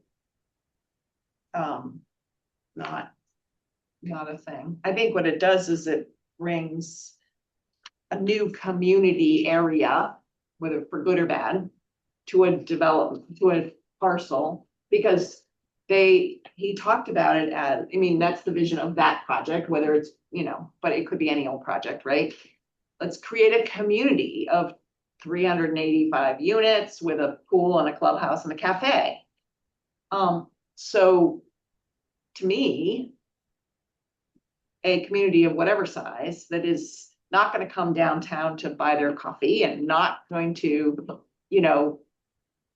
send their residents to the MAC, which is an existing building and an existing business in town, but they're gonna have their own little clubhouse with their own weight room, and they're all that to me, that's like flying in the, forget the SHI for a minute, but in terms of, like, it doesn't do any of the things that we've talked about trying to do, and it's a scale that is not consistent with the town's development patterns. Is the senior housing by right in the LCD? No, this is special. But we could change that. Because what I was gonna suggest was if someone approached SLV and said, hey, I like your project, I wanna buy it from you, but I'm mission driven and I'm gonna do all senior housing. Would the town support it? Oh, You think? boy. Phew.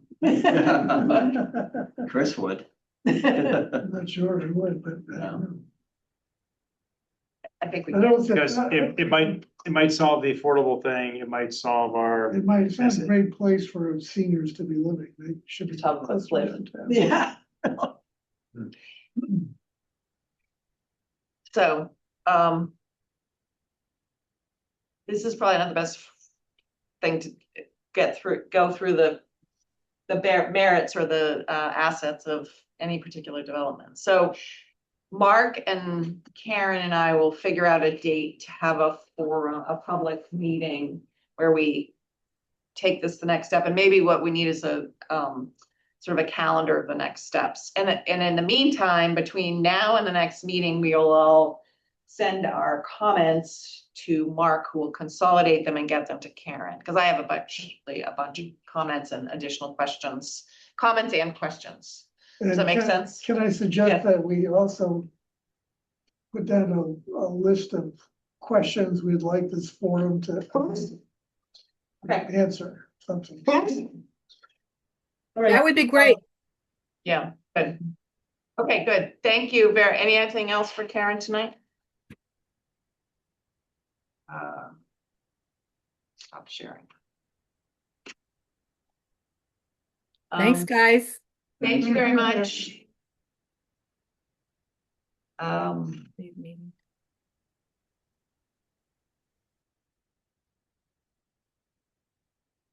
Okay.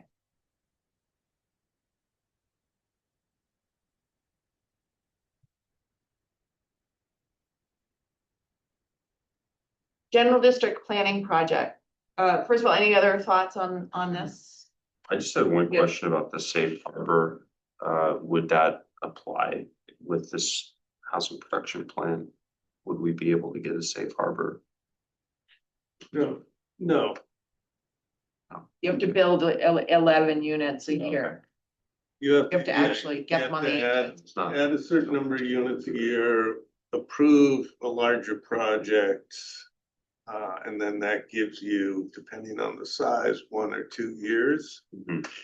Assuming it moves through and it starts getting built. So, We're just not at that yet. yeah, we're not at that. Is there any kind of time frame when we are optimistic that the Powder House will become part of the SHI, or is it just, It's gonna happen unit by unit, so. Yeah.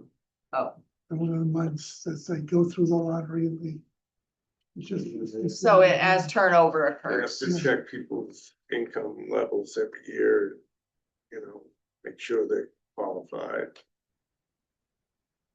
Okay, and isn't Harbor Light the expert in this? How do they? CDC. It's Oh, North the Shore North Shore CDC, yeah, well, they have a outside company that's managing the property. And yeah, and so somewhere along the lines, both of them are experts, but one of them, or both of them. Not It's too expert. bad I didn't Yeah. get that going That's sooner. really unfortunate. Yeah. But, so those will have some incremental progress over time. You won't, I should say something about this. Most 40Bs, you're starting with a blank slate, somebody builds a project, fills them in with people. This was unusual because Right. there's an existing affordable, small affordable. And so they already were, all the tenants already met all the income requirements, so they could certify them and let them stay, they thought. But Right. Turns out, Instead of kicking them out, yeah, instead of. which yeah. seemed like a bad idea. Yeah, you don't wanna, throw people out to do it. So it was just complicated. No one had ever done this in the state before, so the state was totally confused. Gross. No one had ever done it in the state. No, it's always a new project. They take over an old building, rehab it, put people in it. Wow. Really too bad.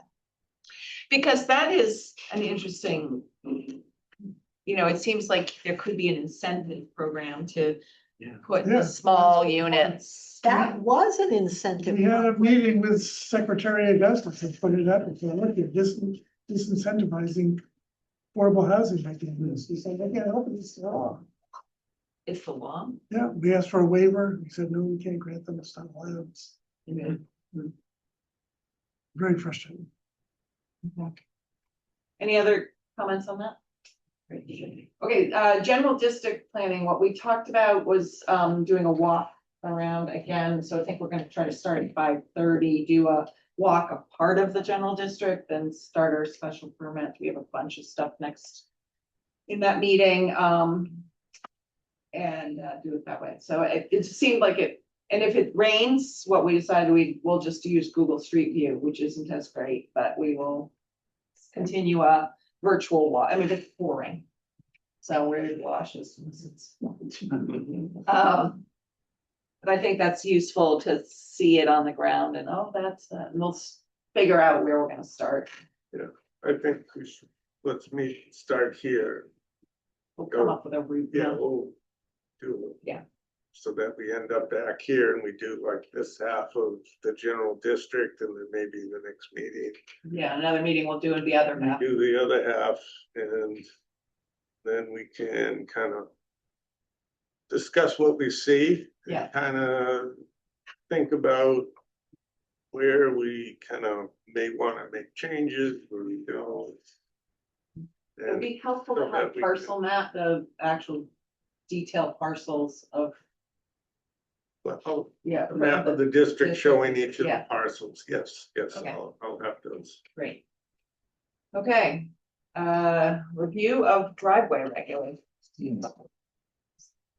So the process, so we now have authority to issue regulations, which we will hold a public hearing. We have the draft that we've been batting around, and I just wanted to go through it. A bit tedious, but Okay. so the first issue is that there's a purpose statement, which I think is kind of safety and flow of water onto public ways and neighboring properties. And then the second is that the permits shall be issued by the DPW, which I think we have agreed to, and it shall be separate and in addition to any required site plan review and prior to any building permit. That seems to often not happen, but and there was debate about that actually at one point, where people start building and then they come for their driving permit. But I think it's intentional to have it before the designed to maximize visibility and to minimize the flow of water onto public way and adjacent. So What? I think Do I not have the right one?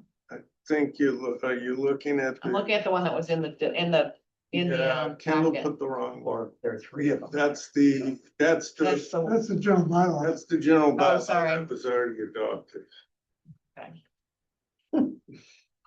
So which one are we? So we want the one that says driveway regulations with changes for discussion 2/23/26. Okay, that was not in the meeting. That's folder, not- right? That was, he emailed that, Yeah, I see. Oh, emailed that out today. yeah, it's in the. Someone. I see the one in the Someone asked folder for- that when you're on, I see you on this Yeah, Yeah. draft 2/19/26 Yeah. The changes from this. no, so there's the regulations. with change, yeah, with Yeah. the red lines. Yeah, but that's the article marks, right? Oh, yeah, I see. All right, One that says regulations, so, okay, not bylaw. yeah, I got it. No, but it wasn't in the folder, unfortunately, but No, Okay, I'm gonna open it, because we tend to say, oh, yeah, and then we just don't talk about it, so. right. I don't wanna spend too much time on it, but, these are regulations that the DPW put together. Yeah, well, so there's not a lot of changes to the regulations. What we did is we pulled out a lot from the bylaw. oh, it's not, And we added a few things in here, but not a lot. We added, so for example, the first thing we added was, instead of filing with the clerk, Public Works wanted filed on OpenGov. The application fee and the application shall be determined by the Public Works. And further down, there's a lot on application fee, but. So I think what I wanna talk about is the criteria. For design, section 5. okay. So that's where we move some of the design standards from the bylaw. Right. Into the regulations, so that the regulations and the bylaw didn't conflict. Yeah, that the regulation bylaw just had the process and then the regulations have the standard. Right, so its angle, it should be 90 degrees unless an exception is granted. Number of driveways, residential lots should be limited to a single driveway entrance unless a second will reduce or eliminate the need for vehicles to back out. 2. So DPW now has, that's a big change, that the authority to allow a second driveway. Fonts on this is weird. So minimum of 10 feet and maximum of 12 feet. So this is a driveway width as opposed to just the curb cut, but we're gonna go with that. So if a driveway's 120 feet, but the house is set back under 100 feet, the driveway, the length of the driveway would supersede, so it would need to be 12 feet wide. Yeah, for fire trucks. That was Yeah, so it would the be, fire department wanted. yep, but if the house was, under 100 feet setback, we'd Mhm. still go by the length of the driveway rather than the setback from the Oh, road, yes. which, okay. Okay, and for longer driveways, they want it clear of obstruct, this is all, fire department. 20 feet wide and 13 feet. Ooh. If we're gonna have a second driveway, don't you get into how much impermeable material in a lot? It would be- You still have to comply, so You still do not? you have to do. Driveway counts as permeable. Impermeable. Yeah. Impermeable. So, and if you're putting in a second driveway, you still have to have enough permeable surface. And all this stuff. Okay. So then existing curbing, radius shall be no more than 3 feet. And there's a driveway width. And I think this is the same cross section that we've had for a while.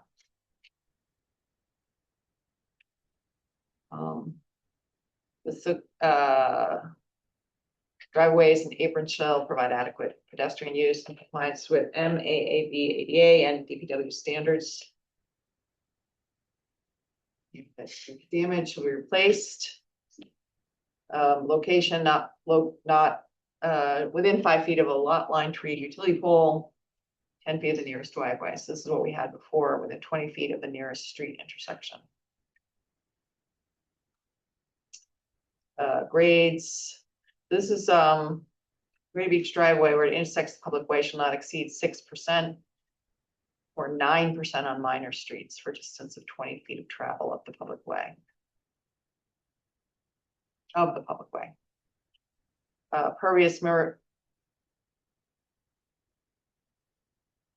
Pervious, if it's contained within the driveway, will not wash into the roadway. And then new commercial driveways shall be reviewed by the planning board.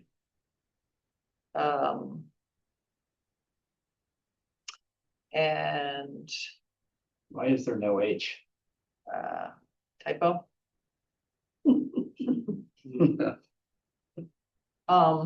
Is there a different width for commercial driveways somewhere? Under site plan review, so I think it would depend on the Yeah, it use. depends. A little more discretion for probably. Maybe I should add. Maybe I should add something for commercial driveways.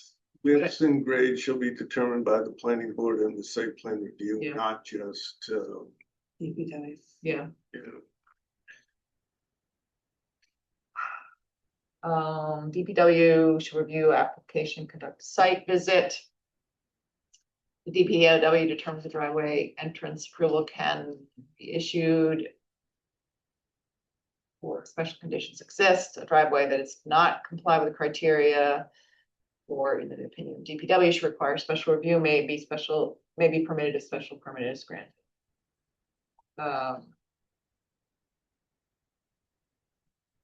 And then they have 30 days to act, and the review period should be extended. Any consent and work cannot be initiated without approval of DPW. A special permit and complete work shall be inspected. And if it's denied, the property owner disagrees, it can come to us for a special. Okay, any comments? The next step here, sorry. What is 4.0 C should be removed or reworded as tight streets? that was already done. That was just a note for the width for the fire truck. So for that C has already been changed. Okay, so you can get rid of that. You know, and then this is the fire regulation, NPL 50. I Okay, don't know whether we wanna necessarily add that. I didn't. I didn't. think we can get rid of that. Those are just the two comments I got from the Okay. fire chief. So we will have a public hearing on this and then we'll promulgate these. Mark, I'm gonna ask that you do the presentation of the summary of those. With, Sure. a couple slides so that. We should have DPW here. And do you have DPW here? Okay, So we have to put that on the calendar. I was thinking June 22nd. Yeah. So the ad will come out in a week from Friday's paper. Yeah. Okay, and if you know anybody, I did send it, John Carlson had asked a town meeting, I asked Kendall to send him this so that anybody else who's expressed interest, he's the only one that I'm aware of, but. Someone I spoke to about a month ago, I'm not sure if it was him or somebody else. Okay, well, That's all, just one of the first. okay, great. Any other comments? Great. Okay.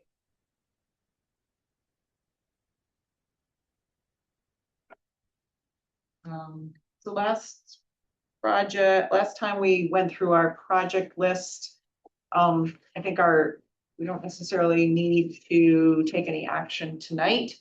But just wondering if people, had any other thoughts about things. As you can see, we already have a pretty full agenda now till between the housing production plan, the general districts material, and the driveway regulations, and a couple of permits that are coming, special permits that are coming along. But so I don't see us doing anything big, anything else big, except the town clerk had, which we didn't put on our list because we didn't know about it. Town clerk got a grant to have a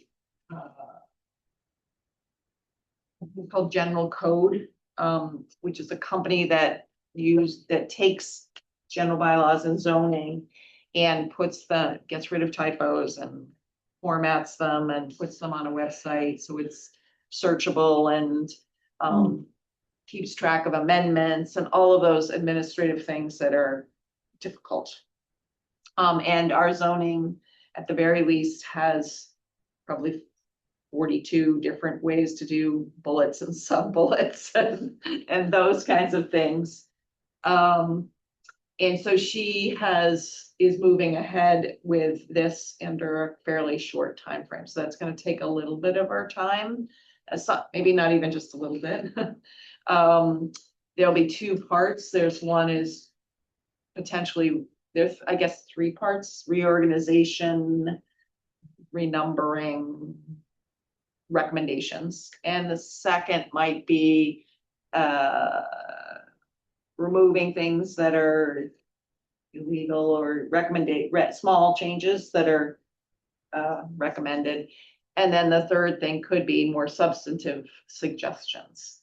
And given that any of them are zoning changes, it'd have to come to us. The select board had a lot of hand wringing about this. Were you there at the meeting? No. Concerned about how difficult it is to do zoning changes and all of that. And it's a town clerk's initiative. She wants our cooperation. I think on the other hand, it seems to me it's an opportunity to tidy things up, make continuous improvement. So she has asked, did she get to you today? She did sense. Yeah, so the first thing that they've done is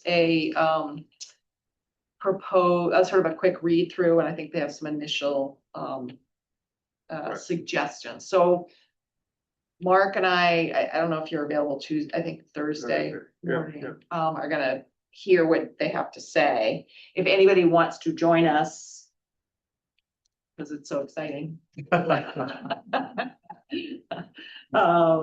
Let me know, and we'll stay tuned.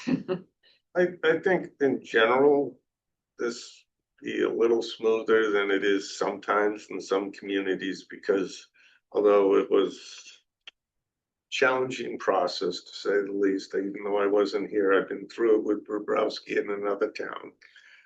You've taken care of a lot of the legal things and some of the conflicting things that you might have had before.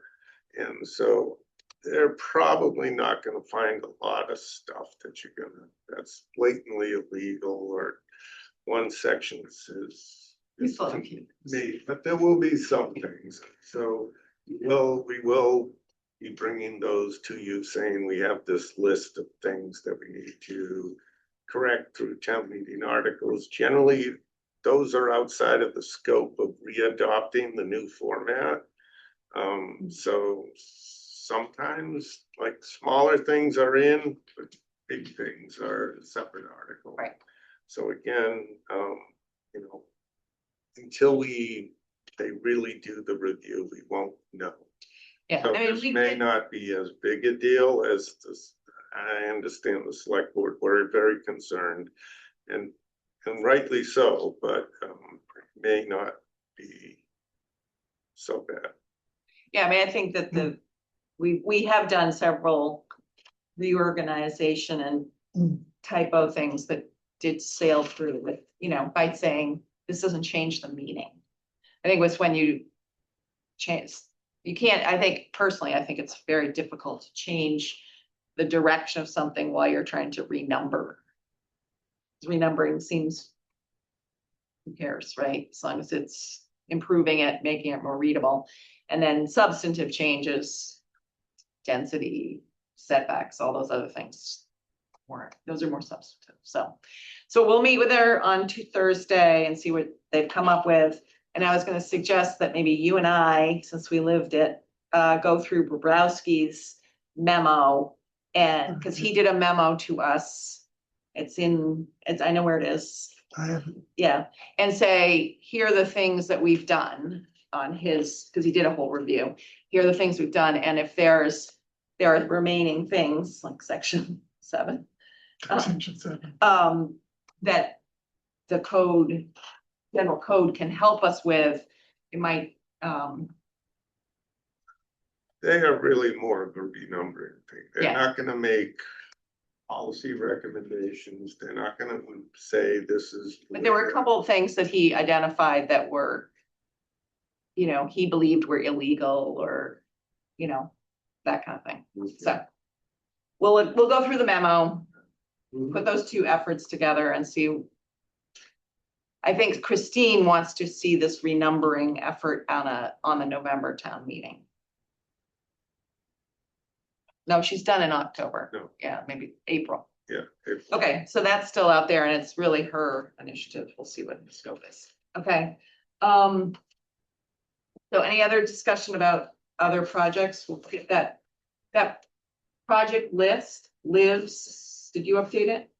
Yeah, so what I'm gonna, right now it just says spring of 2026. I'm gonna change and put the last meeting's date on it. So that'll be in there as far as the document that we're working off of. And so you can always go look in that and see. Where will it be kept? I'll show So you. it's under planning board projects. And then Okay. there's. So it's under, if you look under its planning for projects, it's red. Yeah. So Got click it. up here. Yeah. And then you have, project list. So there's the various lists that we've been Project list. keeping. Yeah. So, and then any projects that become projects are have their own folder. Projects that become projects. Projects like downtown zoning has its own folder with a communications folder. I think that for the last round worked pretty well. Like, all right,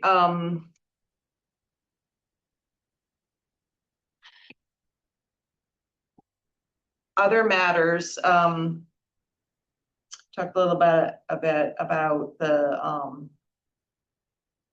proposal for Gordon Woods. If you haven't had a chance to watch the select board meeting for last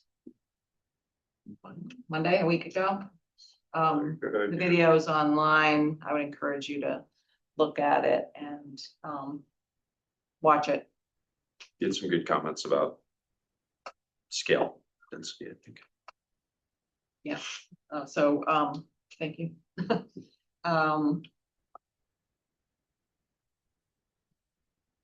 You make your, I don't think we don't have to take any action. I think, we don't have any official role in the project, but, we can talk about whether we should make a statement or once it comes forward. Yes, their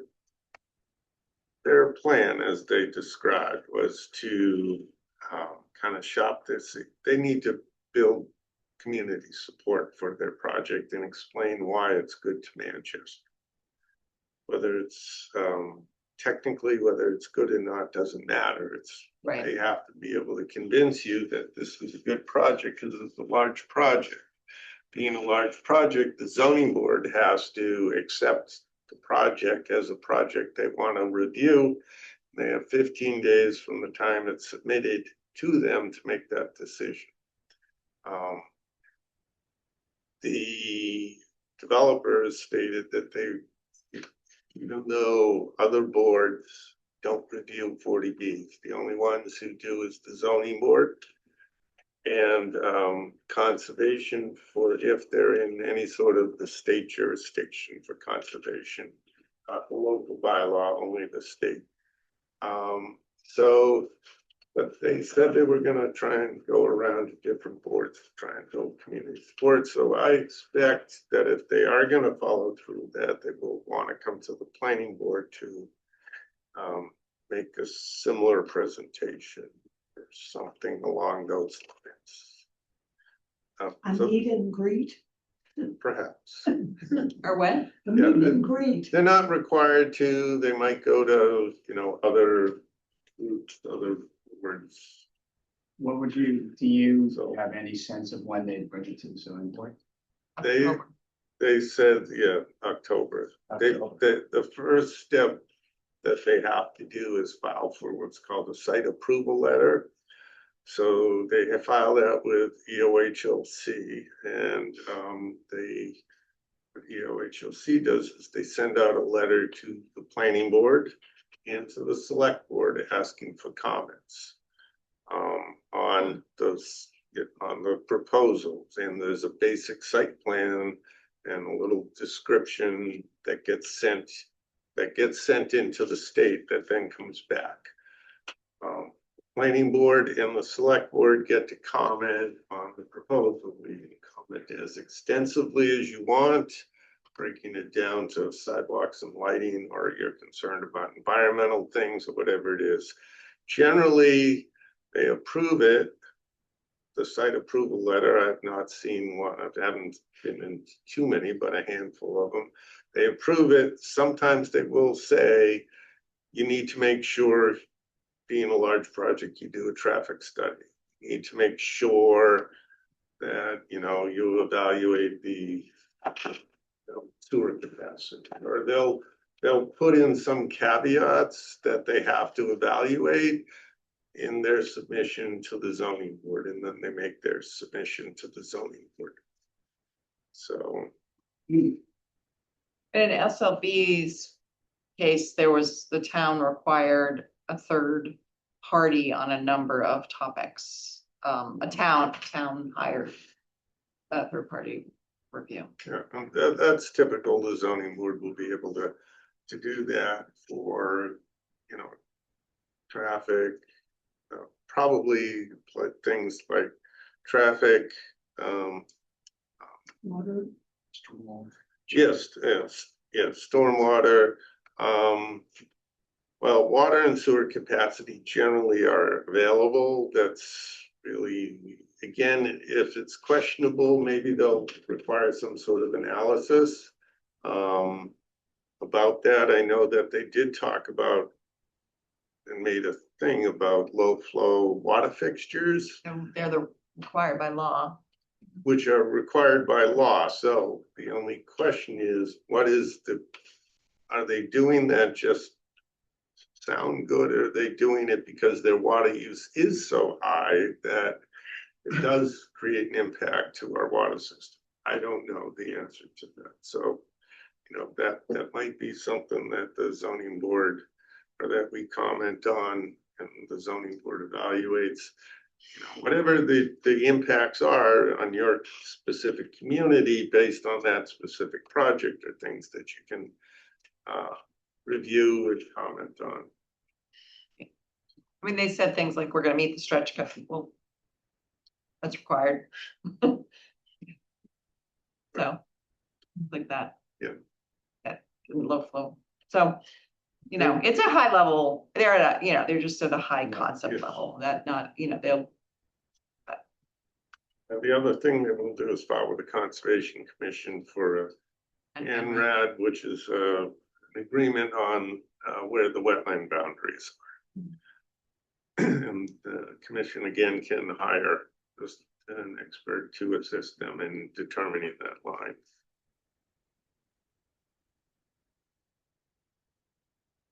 Okay. Any other Any other updates? Okay, minutes. So I noticed in the April 9th meeting, it talked about town council as opposed to the elect board. What's the only changes? Okay. That was April 13th. Third, I guess 13th, one of those meetings.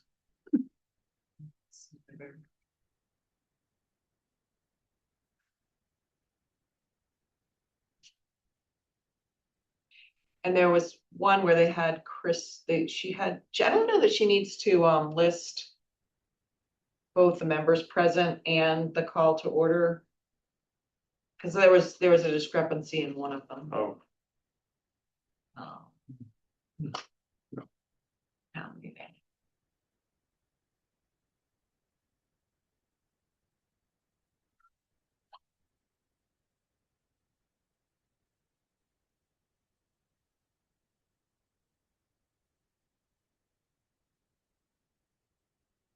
On the 413 minutes. Yeah. There's a section called other matters not previously Yeah. anticipated, and they cite me as providing an update of the facilities planning committee's progress, and I Okay, could Gordon. not do the job that Gordon did. I want to make Okay. sure he gets credit for that. That's all I was gonna say. Well, come on, you deserve credit, Gordon. Alright, I had that change. Okay. Said it was under that one, that was town council. One of those, one of the earlier ones. I'm not seeing town council in that one. Okay, so let's take let's take April 13th with the amendment that Peter has requested. So I was not there and Sandy was not there, so I'll take a motion from somebody who was there, and John was not there. Move to pass the minutes. Okay, Peter moves and Chris Chris, seconds. Any Chris. any other discussion? All in favor? Aye. Opposed, and 2 abstentions. Great. Okay. How about 3-9? Well, maybe I can find it. One of them was just the 3-9, you're gonna move? communications one. Yes. Yeah, I move those be approved. No, this was actually Ted Miller and all that. Is a regular meeting, 3-9. Theodore. Was that, maybe that's, I don't think that was.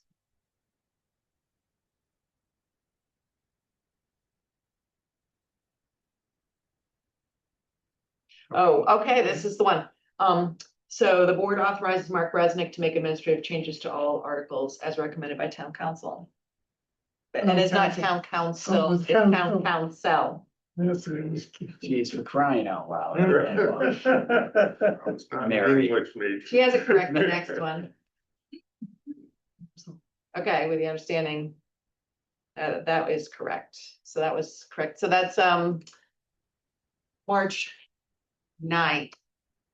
I think everybody was present. No one was absent, so I'll take a motion. I'll move. Seconds. Chris seconds, all in favor? Opposed? This is my favorite Okay. part.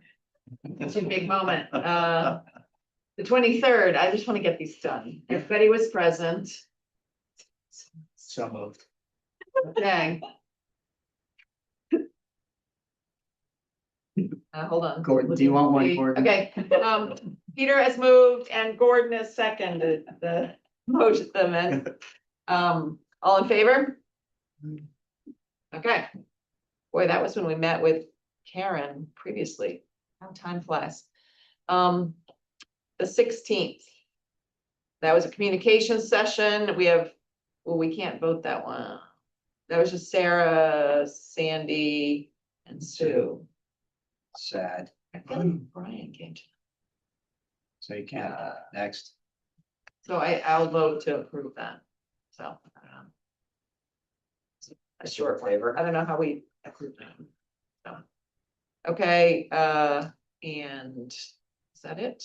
We caught up? Exciting. Oh, no, May 11th.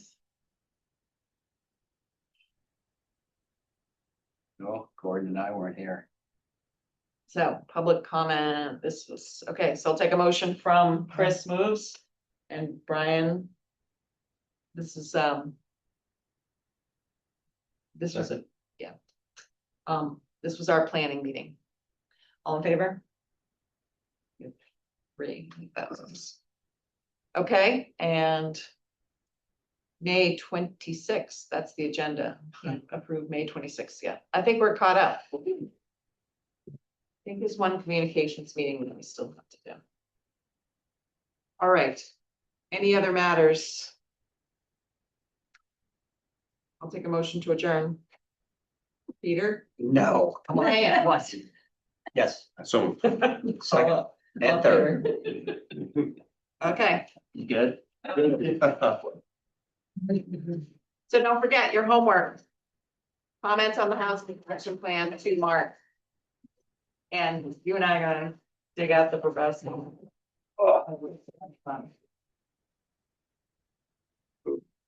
And you're, One of this doing more about.